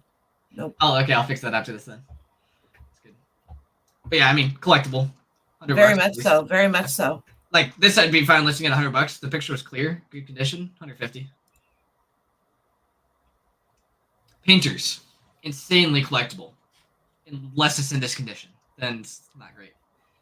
This guy was actually identified. He was just a small town artist. He did a bunch of charcoal stuff, as you can see. I'll let Sam drop it if he wants to drop it. Your eBay store. Yeah. Probably not. Yeah, I'll think about it. I'll drop it at the end of the show. I don't mind. That's what happened after Duncan ate all the pizza. Yep. So leading. Yeah, I know. So obviously, Leaning Tower of Pisa. It's an original shot. That guy's posing with it. Pretty collectible. $100. Now, there were a lot of these photos made, but this is an original, so worth more. I think like the album fillers are about $30 a piece, but since this is an original, you can tell because that guy's standing there. That wouldn't be an album filler. Right. Some tourist. $150. Corner's pretty cracked right there. Just great poses. They could have been showmen, or they could have just been having fun. Also, Kansas, decently collectible. That guy is painfully thin. Yeah, no, he's definitely lanky. Just like me. All right. For sure. Yeah, no. I haven't heard that word in a long time. Lanky. Lanky, yeah. That's for sure. That's good. That's a good keyword, actually. Yeah. Yeah, it's probably not something that you'd want to put in the title, but it's still cool. I mean, if it was like just the guy and there wasn't anything else cool about it. Right. But yeah, just a good pose. $30-$50. This one's kind of damaged, but the subject's fine, so I'd probably do 50. Postmortem. Amazing. So that's obviously postmortem. No arguments about that. In a casket. It's and what's interesting about this one is it's technically considered a memorial postmortem because of all the flowers and stuff. She's in a really nice coffin. There's flowers. She's in a nice white dress. It says rest right there. This are some ribbons. Very collectible. Very dark. This one, $150-$200. So I priced it at. Your regular postmortem, of like a lot of the times it was taken to babies. Postmortem photography. Yep. Anywhere from $50 to $75 is usually what I'll price them at. I didn't have any examples because I don't usually hold on to those photos. Now this one's cool, and I'm so sad that it didn't sell for a good price. Let's talk about the watermark too. What do you? Yes. So if you don't want people to come in and snipe your pictures, and not because they're taking a screenshot of your picture so they can do other things with it, then you need to have some form of a watermark. And which something like this works fine. I will say, this is the one time I've watermarked a photo. Just because of who it is. This is the guy, blanking on his name, but he was the guy that buried H.H. Holmes, the infamous American serial killer. Like, really? The first. Yeah. And he buried him. And a year later, he was murdered. So. And this is the only known photo of him. There's a lithograph of him, of the same photo. But this is the only actual known photo of him. So that's why I watermarked it, but today I probably wouldn't care. But yeah, I have that one up for $150 right now. I'm shocked that hasn't sold. It just seems like a really big collector's market. Raise the price. I had it raised. I had it up at like I think 1,000 or something, and then I dropped it down to like 600 and 400. Like I've been slowly going down on it, but I'm not going below 150. I'll hold on. Hi, Chris. How are you? Queen Alexandria. That's a beautiful picture. Yeah. Hand tinted, amazingly done. Yeah, like her hair, her dress, her eyes, gold locket. Yeah, her eyes. Yeah. What's interesting is it's out of St. Petersburg, so don't really see that a whole lot. Well, I guess they're still collectible because people in Russia still wanted them. Now that would be an album one. Yes, it's not as bad as you wouldn't call it an album filler. Not an album filler, but it's I mean, it's made for an album, yeah. Put in a frame or an album. Yeah, really any royalty like that, yeah. Now this isn't an album filler. This is that's a family photo. Technically one, yes. This Mom. Right here, that's Queen Mary of Teck. Oh, really? Yeah, Queen of England, or Queen Consort of England. And it's with her 3 brothers. So this guy up top, he went on to become like basically the president of Canada, the equivalent. The guy at the bottom, he went on to become Brigadier General of England. And this guy, he just was like Duke of Denmark or something. Or Duke of Wales. He's like, I'm he didn't do a whole lot. ducking out. I'm Yeah, ducking exactly. out. He dodged the royal family, I guess. Yeah. But this one, it had writing on the back, but I couldn't read what it was because it's another language, so I had to translate it on Reddit. And they told me like this is the Queen of England, and I bought it for $1, so I have it up for $3,000 right now. Not dropping price because this is probably one of the best photos of her. I'm fine with it at that price. This is the Princess of. This is labeled the Princess of Prussia. It's Sausage and beer fest right there. Yep. And this has Wilhelm, Kaiser of Germany, or Emperor of Germany, last Emperor of Germany in here. Oh yeah, well, right here. That was very nice of them to write that on there. Yeah, no, they have it all there, and I think they line up with everything. Right. Yeah, yep, I think names. You're right. Yeah. Yep. So pretty collectible. I think I put it up for like 200. That's cool. It was probably mass produced quite a bit, so. And it's princes, like when they were young, so it's not cool. There's not as big of a collector's market around it, but still good. That was a young... Somebody from Berlin, right? Wilhelm, I think. Yeah. Yeah, this is a young Wilhelm II. Last Emperor of Germany. Here's a soldier's memorial. Technically not post. I mean, you could label it postmortem, but you can't see anybody. The coffin is in there. But like, it's technically called a memorial photo. So it's a closed casket. Yeah, closed casket. Is the casket underneath there? Yes, it's right. You can see it. Okay. Right here. Oh yeah. Yep. I see it. There you go, Mary. That answers your question. For what? She had asked earlier. What about closed coffins? Oh yeah. Yeah. I mean, you can label it postmortem, but the postmortem collectors aren't going to buy it. The memorial people are. But you can see it was soldier right here. Civil War. He was decently high ranking. Sergeant, probably. I don't know all the ranks, but like you can see it says Papa right here, Darling. Wow, for some reason. Yeah. Wow might have something to do with the military. Maybe. But this was mounted board, you can see. Wait a minute, World of Warcraft. Oh, you're right. That's what it was. Yep. First reference. Okay, this is the back of a cabinet card, and this is the studio on it. That's cool. Yeah, so the studio, like there's a lot of collectors out there for studios. At least $20 for these. This is just the name of the person on the front. But like, it has. This is the photographer right here. No, talking about Duncan. All right, we'll try. What's actually really cool to hear is you can see they were displaying the photos. Oh, yeah.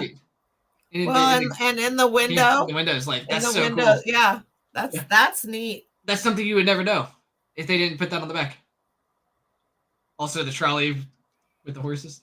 It's great. Yeah. No, I love this photo. I think I already sold this one, but pretty cool. Bunch of people swimming in Europe. I forget. Shark. I want to say it's Switzerland. Yeah, right. Some people out on a boat back there. Pretty awesome. I already sold this one. I think I got $100 for it. That's cool. You can't really see. Yeah, I mean, he was photographing people swimming. Right. That's no question. So, stuff like that. School children with their teacher. When in their school book, I'm guessing. Most of the time, not worth a ton. $30, but this one is just a really great photo, so I put it up at 50. The quality's really good. Got hands on the shoulder, teacher, all that. I already know who the bully is. Right there. Yep. That kid is scared out of his mind. Yeah. Boy, so, man, that's a look of death on that kid's face. Yeah, he's seen some stuff. He's messed some people up. Okay, now this is something you're not really going to see. I own 2 photos on eBay of telephones. Obviously a telephone right here. And he's showing it off. He may be the manufacturer of it, like own the patent on it. Who knows? But yeah, wall-mounted telephone. Like they took that to the studio and mounted it up there just for a photo. Right, probably. Yeah, because like that's a studio backdrop and all that. So pretty awesome. I think I have that up for like $300. That's cool. And I haven't even been able to find another cabinet card like that online. So Pretty neat. Okay, this guy is amazing. That's Robert Downey Jr. Right there. Yeah, so he's smoking a cigarette. He was in a play. Like. Yeah, and look at that chair too. That's hilarious. Yeah, and what's funny is this guy took pictures of other people, like non-theater actors, and I posted this in a Facebook group, and someone had the same chair by the same photographer. Oh, really? Yeah. So that was pretty cool. But Baltimore, Maryland's a pretty popular place. This location isn't good, but this guy actually, he's the Great Lester, and he's known as the he's known as the the grandfather of ventriloquism or the great grandfather of ventriloquism. Not sure what that means, being great grandfather, but that's what he's known as. I have that up for like $300 right now. You use Google Lens for everything, Jan. Yep. I actually didn't find this with Google Lens. His name was on the back, but it looks like it was talking about two different people. But then a Facebook group pointed out that there was this guy that existed. So pretty cool. This girl right here was very popular. Tons of photos of her. She's named Little Florence, I think. Very eccentric, obviously. I think it's like $30 for these. They're pretty common, but still good money. Parents pimped her out for pictures. Yeah, I guess. This was Uncle Tom's Play. Okay, yeah. This was back when it wasn't quite as racist. Like in the 1880s, it wasn't really a racist show. It was actually talking about a lot of rights and fighting for rights. But then in the 1890s, kind of the later 1890s, it did get pretty racist. This guy, like, he kind of looks like blackface with his eyebrows, but usually if they were like white and blackface, you'd see their lips being white. Yeah, so I don't think it's blackface. No, not at all. Which, if you do get blackface, don't put it up on eBay. They'll get taken down. Yeah, not at all. Don't put it, or vice versa. Yep. So obviously this is worth a lot because Uncle Tom is such a prolific play. Good money. It's by Sword Theater Photographer. I think I have it up for like $300. Unfortunately, it is pretty damaged, which is a shame. But also I should point this out. These little brown spots that you see here are called foxing. Yes. So if you want to note that in your description, yes, you can. I usually don't, just because you can see it. Washington Monument, just a popular monument or structure. $50. There's other cabinet cards available, so not worth a ton, but still pretty cool.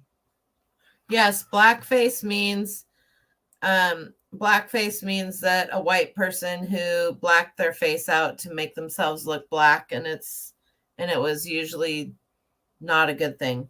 Yeah, these spots were called foxing. Foxing, like you would see that a lot of people will talk about that when they're doing the condition of a book. Yep, happened on photos too. So it's something that still happens in Colorado. It's the watermelon parade. I was gonna say watermelon, yeah, the watermelon crawl. John Michael Montgomery has a really cool song about that. Yeah, I think I picked this up for like $10 and stuff like this. I'll put up for $150. That's cool. People from the town that still have the event going on will want to buy this. But they also had pumpkins right here. It looks like. I don't know, pretty cool stuff. All right, that's. I think that may be it. Did it? Okay, I'm going to give you guys 5 minutes to ask Sam any questions you might have. Then we're going to let him go. I'll put my store name in here so you guys can look through it. It'll be nice. Also, there's already my Instagram tag. So I went to I was at eBay in Portland this week, and I came back with a bunch of merch, whatever you want to call it. So I want you guys to, if you guys are interested in getting, and let me, this is what we got here. I'm only giving one thing away next week. So I've got a backpack. I also have the tumbler. I have a eBay IKEA bag and I'm going to do this once a week. I have an eBay hat. I have a fanny pack, an eBay fanny pack, and I have a journal with an eBay pen. Oh, do you have the mug? I don't have that mug, but I have other stuff up here. I never got that mug. This right here is really a very nice tumbler, and it's like the big one, the big boy. Oh, that's a good question by Robin. The Queen Mary of Tech one that I've got. Definitely my favorite. So, if you guys would be interested in winning, and I will ship it to you, then I would like you to come back and leave a comment in the body of the video. You got to come back and say what's a good word, Sam? What should we use? Photo. Okay, your comment needs to have the word photo in it. And then next week, because I'll be back next week, can't get rid of me now. Next week I will I'll draw. We'll do a random generator draw, and whoever wins will get the mug. We'll do the mug, the big tumbler. I'm also gonna put my YouTube in here one more time because I'll be posting a like concise version of this.